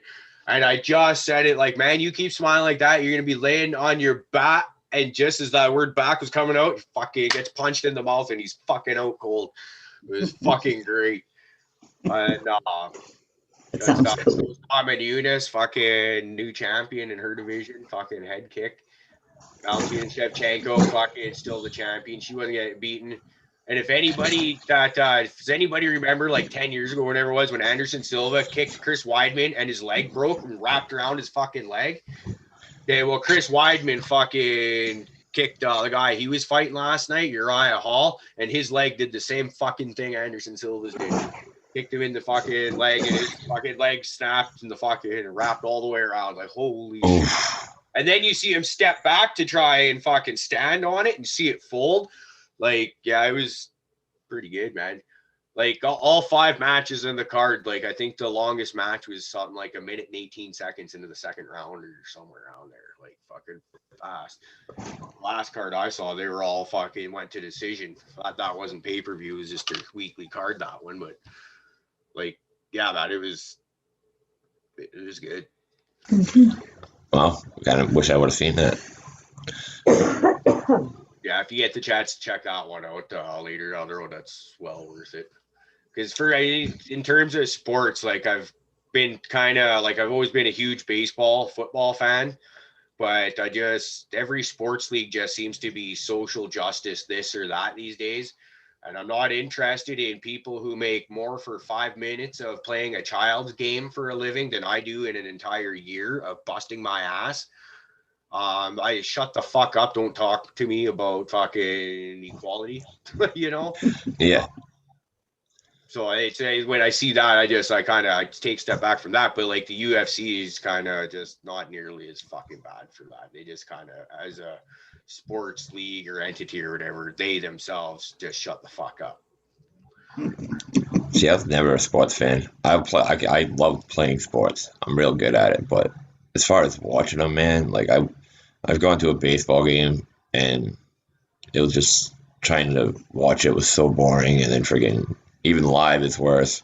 Like on TV is even worse, and then you got football is just kind of, I don't know, can't do it. The coolest thing I ever did though was go to a hockey game live. That was fucking badass because all they did was fight because the team was pretty much considered themselves they lost, so the only thing they wanted to do was beat up the other team. And dude, there was a fight breaking out every 5 fucking minutes, dude. It was awesome. I was like, this is like MMA on ice. And like, so I don't know, like I kind of got a new respect for hockey, but I'll go watch it live, but I don't watch games. See, I've only ever been to IHL, International Hockey League, and it's like, they'll play like a 3-game series. So it's the best when you go to like the second or third game because they've already been pissing each other off first game. So then the second game, it's like, cutthroat, like, hey, motherfucker, type shit. And that's the fun stuff. Cause then, yeah, like you say, it's MMA on ice. Yep. Mullets and fucking hockey hair and fighting. Yep. You remember that? They don't even play Knuckle fair, pucks. man. They pull the shirt up over to one guy and just. That's what I mean. Yeah. You can't even They're see brutal, what's man. going on. Yeah, I'm waiting for a pissed. skate to come out, If somebody's gonna get shanked with a skate. That would be cool. Back in high school, we used to go to Prince George Spurs Kings games all the time. So I'm going to say probably like 17, 18-year-olds playing hockey, and we were for like 13, 14 kind of thing. But that's our local team.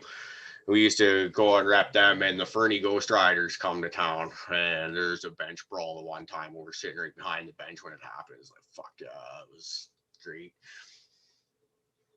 Our team is actually the Boston Bruins, like my region. Huh. My state don't actually have a hockey team. We have to borrow somebody else's.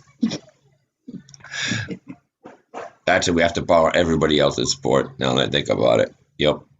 Because ours is the Boston Celtics, and then the freaking, who are those dickheads that kept winning Super Bowls? Yeah, those guys. Patriots. Yes, thank you, the Patriots, and they're not freaking Rhode Island, they're Mass. Thankfully, I don't think they'll be winning any more Super Bowls for a while. So Yeah. Tom Brady. Gone. Yeah, the Red Sox. Well, yeah, yep, the Red Sox do. So I mean, we just robbed Boston. That's all right. We got like one baseball team for our entire country. Same with like basketball. We're not well. I guess that's not anything as bad. other than hockey. Yeah, but we pretty much robbed Mass for all of our local sport team. That's our state team. Like, didn't basketball get invented in Canada? Yes, it did. James That's Naismith. what I thought the Scots invented that. No, I'm kidding. Anybody golf? I know. Because that's how many shots it takes to finish a bottle. 18 holes. Dude, yeah, you haven't played golf? Like, I've done a couple of shots, but I mean, I play it on PlayStation a lot. I don't give a fuck. It's sick. Okay, that's what you had to have been drunk to sit here and come up with an idea of like taking this fucking ball, whacking it 600 yards to get into a hole. We're gonna put all types of fucked up traps in your way and put this fucking hole on a slope. It's insane, man. And like, I can only just imagine how that all went down. Like, who's the person else just like, I got this idea, man. We're gonna take this stick. I'm gonna fucking whack this ball around. Really? All right, that's cool. 18 fucking times. What do you mean 18 times we're gonna do this? Yeah, we're gonna spend 3 hours. We're gonna end up walking the equivalent of like 5 miles trying to whack this ball into these holes. I'm gonna guess it was someone trying to get away from their wife. Yeah. Yeah, that could make sense. They're still doing that now.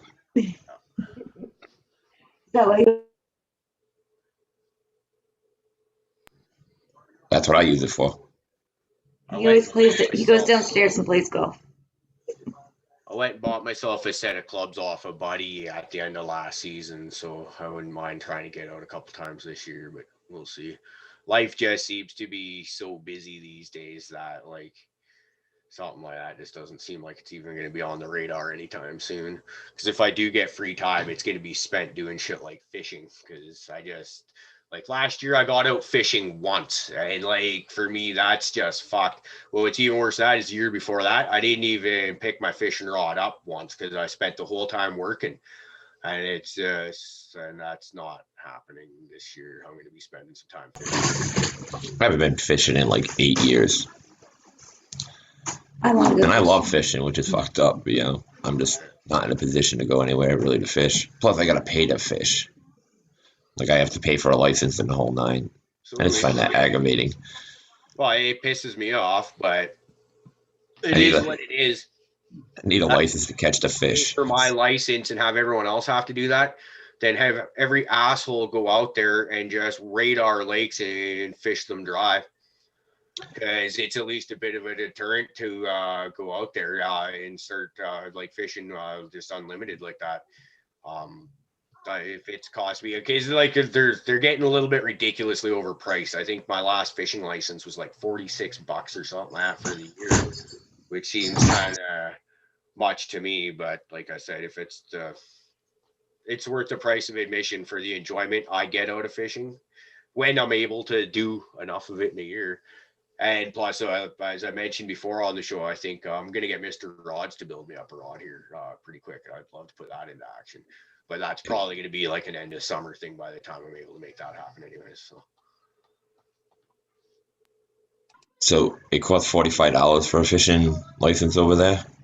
The last time I got one, it cost me $15, and I have to pay $5 for a trout stamp if I wanted to catch trout.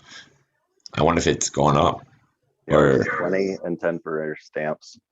okay, so I mean, maybe it's still the same price, or it's going up a little bit. But yeah, holy shit, 45 for official license, and I'm bitching about the 15. Wow, I'm a dick. When you get to be my age, they're like 5. See, I grew up not had like living in air, like we always went out into areas where we could go and fish or whatever, and like I don't know. Now that I'm in an area where I would probably get asked about a license, it's just I don't know, one of those things I just You don't never need had to one do. until you're 16. Yeah, same thing here. Yeah. Like that I haven't fished since Emily was 6. You fish for profit. Huh? What do you fish for? I go into freshwater. I love catfish, trout. It's not bad, you know. Bass. It's all right. I usually 90% of the time throw them back, unless you know, like I said, if I catch a catfish, I'll take that bitch home. I don't know why. I like bottom feeding fish. I'm with Like you. lobster. I like whitefish, stuff like trout, salmon. I don't care for it. Pink fish, it's not for me. See, I don't even mind that. I like all the fish. Salmon is delicious. But there's something about catfish. I don't know. No, it's just the first time I've ever caught it and actually ate it and cooked it. It's just I love that fish. So if I catch a good catfish, I'll keep it and eat it. But a lot of the times I just don't want to deal with actually cleaning it up and cooking it. So a lot of my fish just would get thrown back. Yeah. Usually I fish for whatever's hungry. Sorry, go ahead, Tom. I was just gonna say usually I'm fishing for whatever's biting. Yeah, that's kind of. Well, yeah, obviously. I caught a tiny bluegill. I'll take it. Just toss it back, man. Really, just keep it on the hook, toss it back, and hope for a bigger fish. Dude, I spent the day catching sunfish. You know, like I knew I was catching sunfish. They were in front of me. Who cares? You got to watch out for getting stabbed by that top dorsal fin there, but you know. Yep, always grab it on the bottom. Yep. But other than that, I knew I was catching sunfish. In general, life in general. My girlfriend is from a place called Hazelton, and there's a couple rivers in the area, the Bulkley and the Skeena River, and these are famous for pulling out some massive salmon out of there. So I'll be going there towards the end of August when that's flowing really hard. Like we're talking, 40, 50 plus pound fish that we could be slaying those. Excited that. And then I think about like my daughter, my youngest is 7. She's going to be coming on this trip. So she's potentially going to get a chance to like pick up and hold fish that are big, literally bigger than she is. So this is, I'm excited about that one. Yeah, I've never been ocean fishing, even though I live in the ocean state. Oh, this will be river fishing when we do it. Oh, all right. Yeah, I've never been ocean fishing either. I would love to, because I'd love to catch like halibut or something like that. I love that, or even do some crabbing and prawning. That'd be fun too. But I'm used to swamp fishing, so yeah, you have to watch out for the gators around you. Yeah, I don't have to worry about that shit around here. I enjoy not having to worry about things that'll eat me. We really like with walleye. the ocean. That's our favorite around here, or my favorite, I should say, to eat. Is what beast? Walleye. Oh yeah. Yeah, walleye or like I don't know, perch. Perch are okay. I don't know. I like pickled fish. You know what I mean? If someone can cure some fish, smoke it, pickle it, whatever, I dig it. I'm not a pickled fan. Bend over, man. I'll show you the way. Hey, a pickle is different.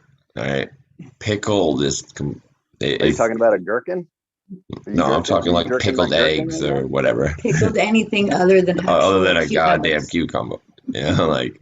What about feet? Do you like those pickled?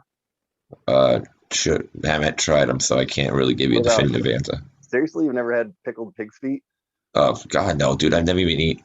Like the fucking There's knuckles. just some things that people eat of like an animal that I really just have to shake my head at and be like, you gotta try it once. No, fuck no, I don't gotta try it once.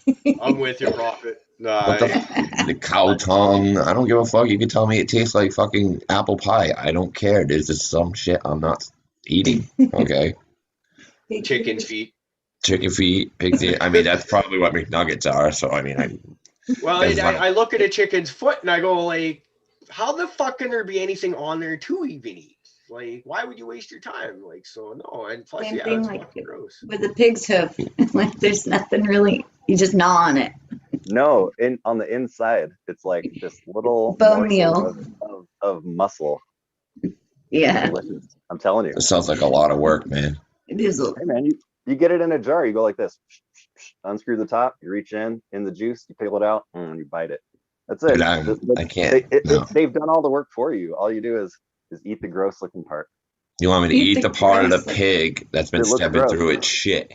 Yeah, no. Dude, do you eat pork now? Because no, not really. I'm actually it fucks me up, dude. Usually walking around in their own shit. I understand that, but now you want me to literally eat the part that's just hanging out in the shit all day long. It's one thing when it rolls in it occasionally. It's another thing when it's literally submerged in it from the moment it's born to the moment it's fucking massacred. Okay, dude? I just embrace the part of the pig that's adjacent that's why you like it so much. That's how it gets its flavor. It's through the fucking pig shit fermentation of its life and then stuck into the pickled juice. All right. So good.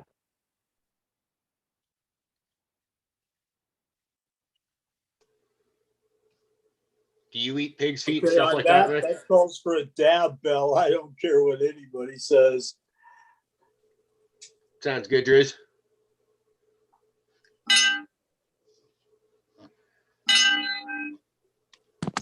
What are you whacking at anyway? Cowbell. I'm not whacking at nothing. I got a thing that I just press a button and it goes ding. He's whacking his dong. Downloaded it on Groove Music. Wow, we don't even have like a legitimate bangy thing. I mean, Kim does. Kim's got that I don't bowl. have no legitimate banging thing. I'm sorry. I had my dab frog, but it's in my room. I forgot to grab it.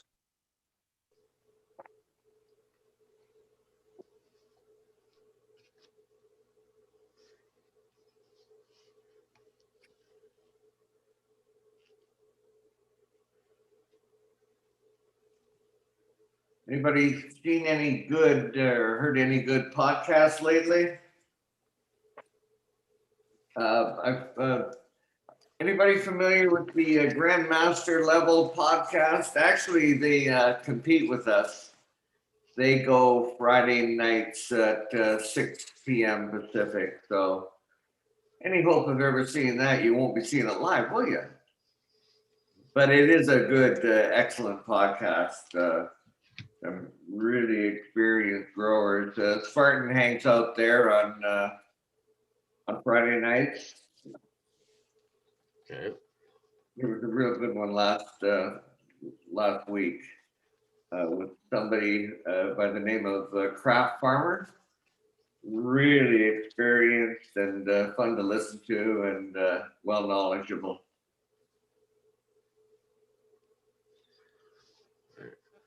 Sorry, I just had my phone blowing up on me here. Text messages like crazy. I realize why I don't get shit done on Sundays is because I start off with you guys in the morning getting really fucking high.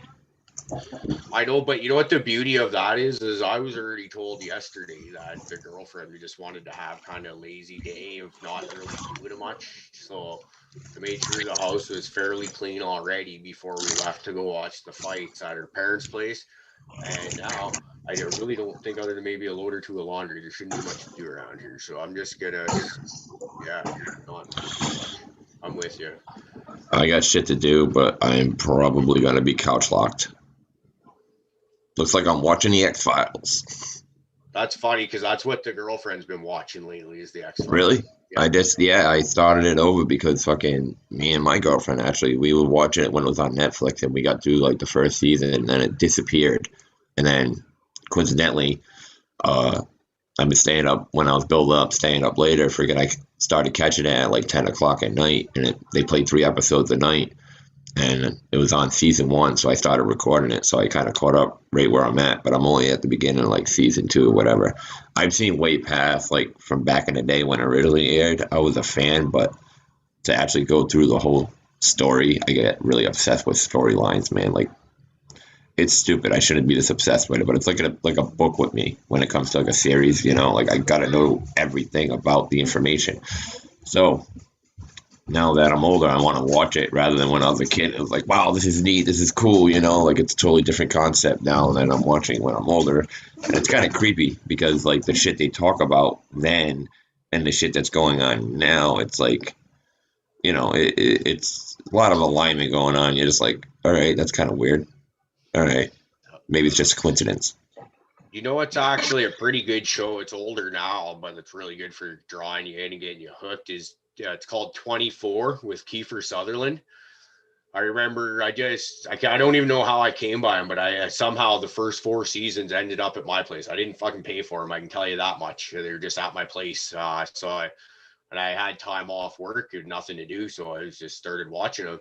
And you start off, it's not bad. And then after every episode kind of ends with that, like you're holy shit, I got to see what happens in the next episode kind of ending. And before I knew it, I was like 3 seasons in, and like within like 3 days or whatever. And there's like 24 episodes per season, and they're each about like 40 minutes long or whatever.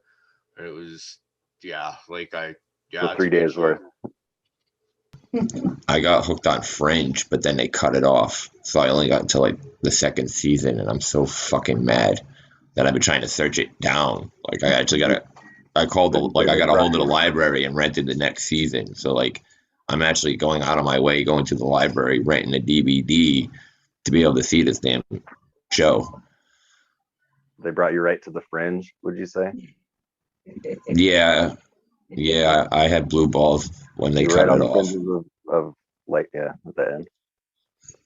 If you've never seen the show, though, you should check it out if you're into sci-fi. It's a pretty good show.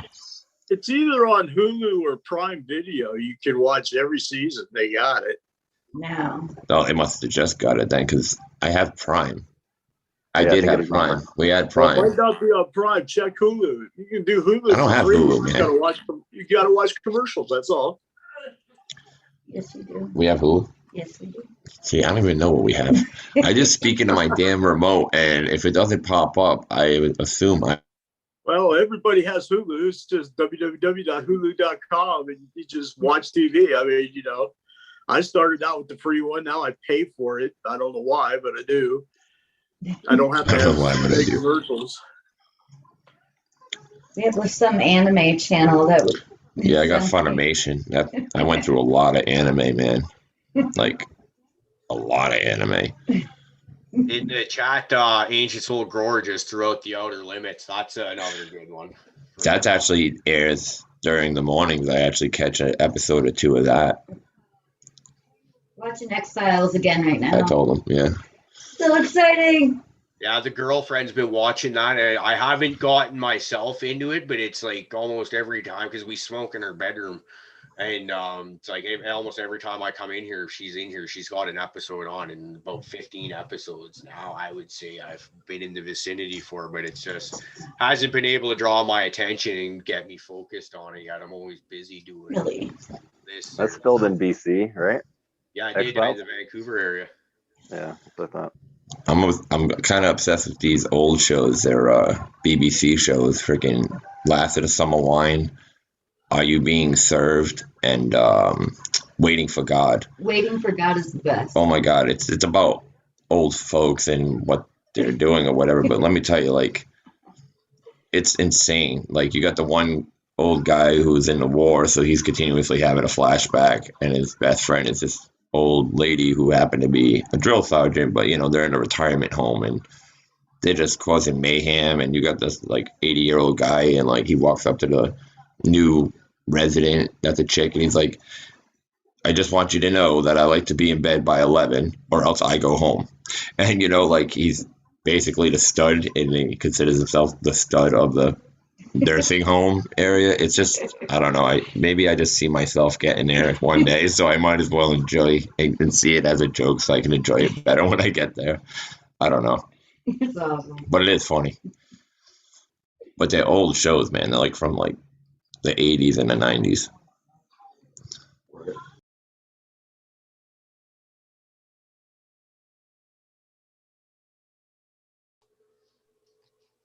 Your girlfriend's giving you the look, Prophet. She ain't looking at me. Oh, she was. Just have the dog move. I can't reach the ashtray with the dog in my lap. Have the dog move. No, she's perfect. You move.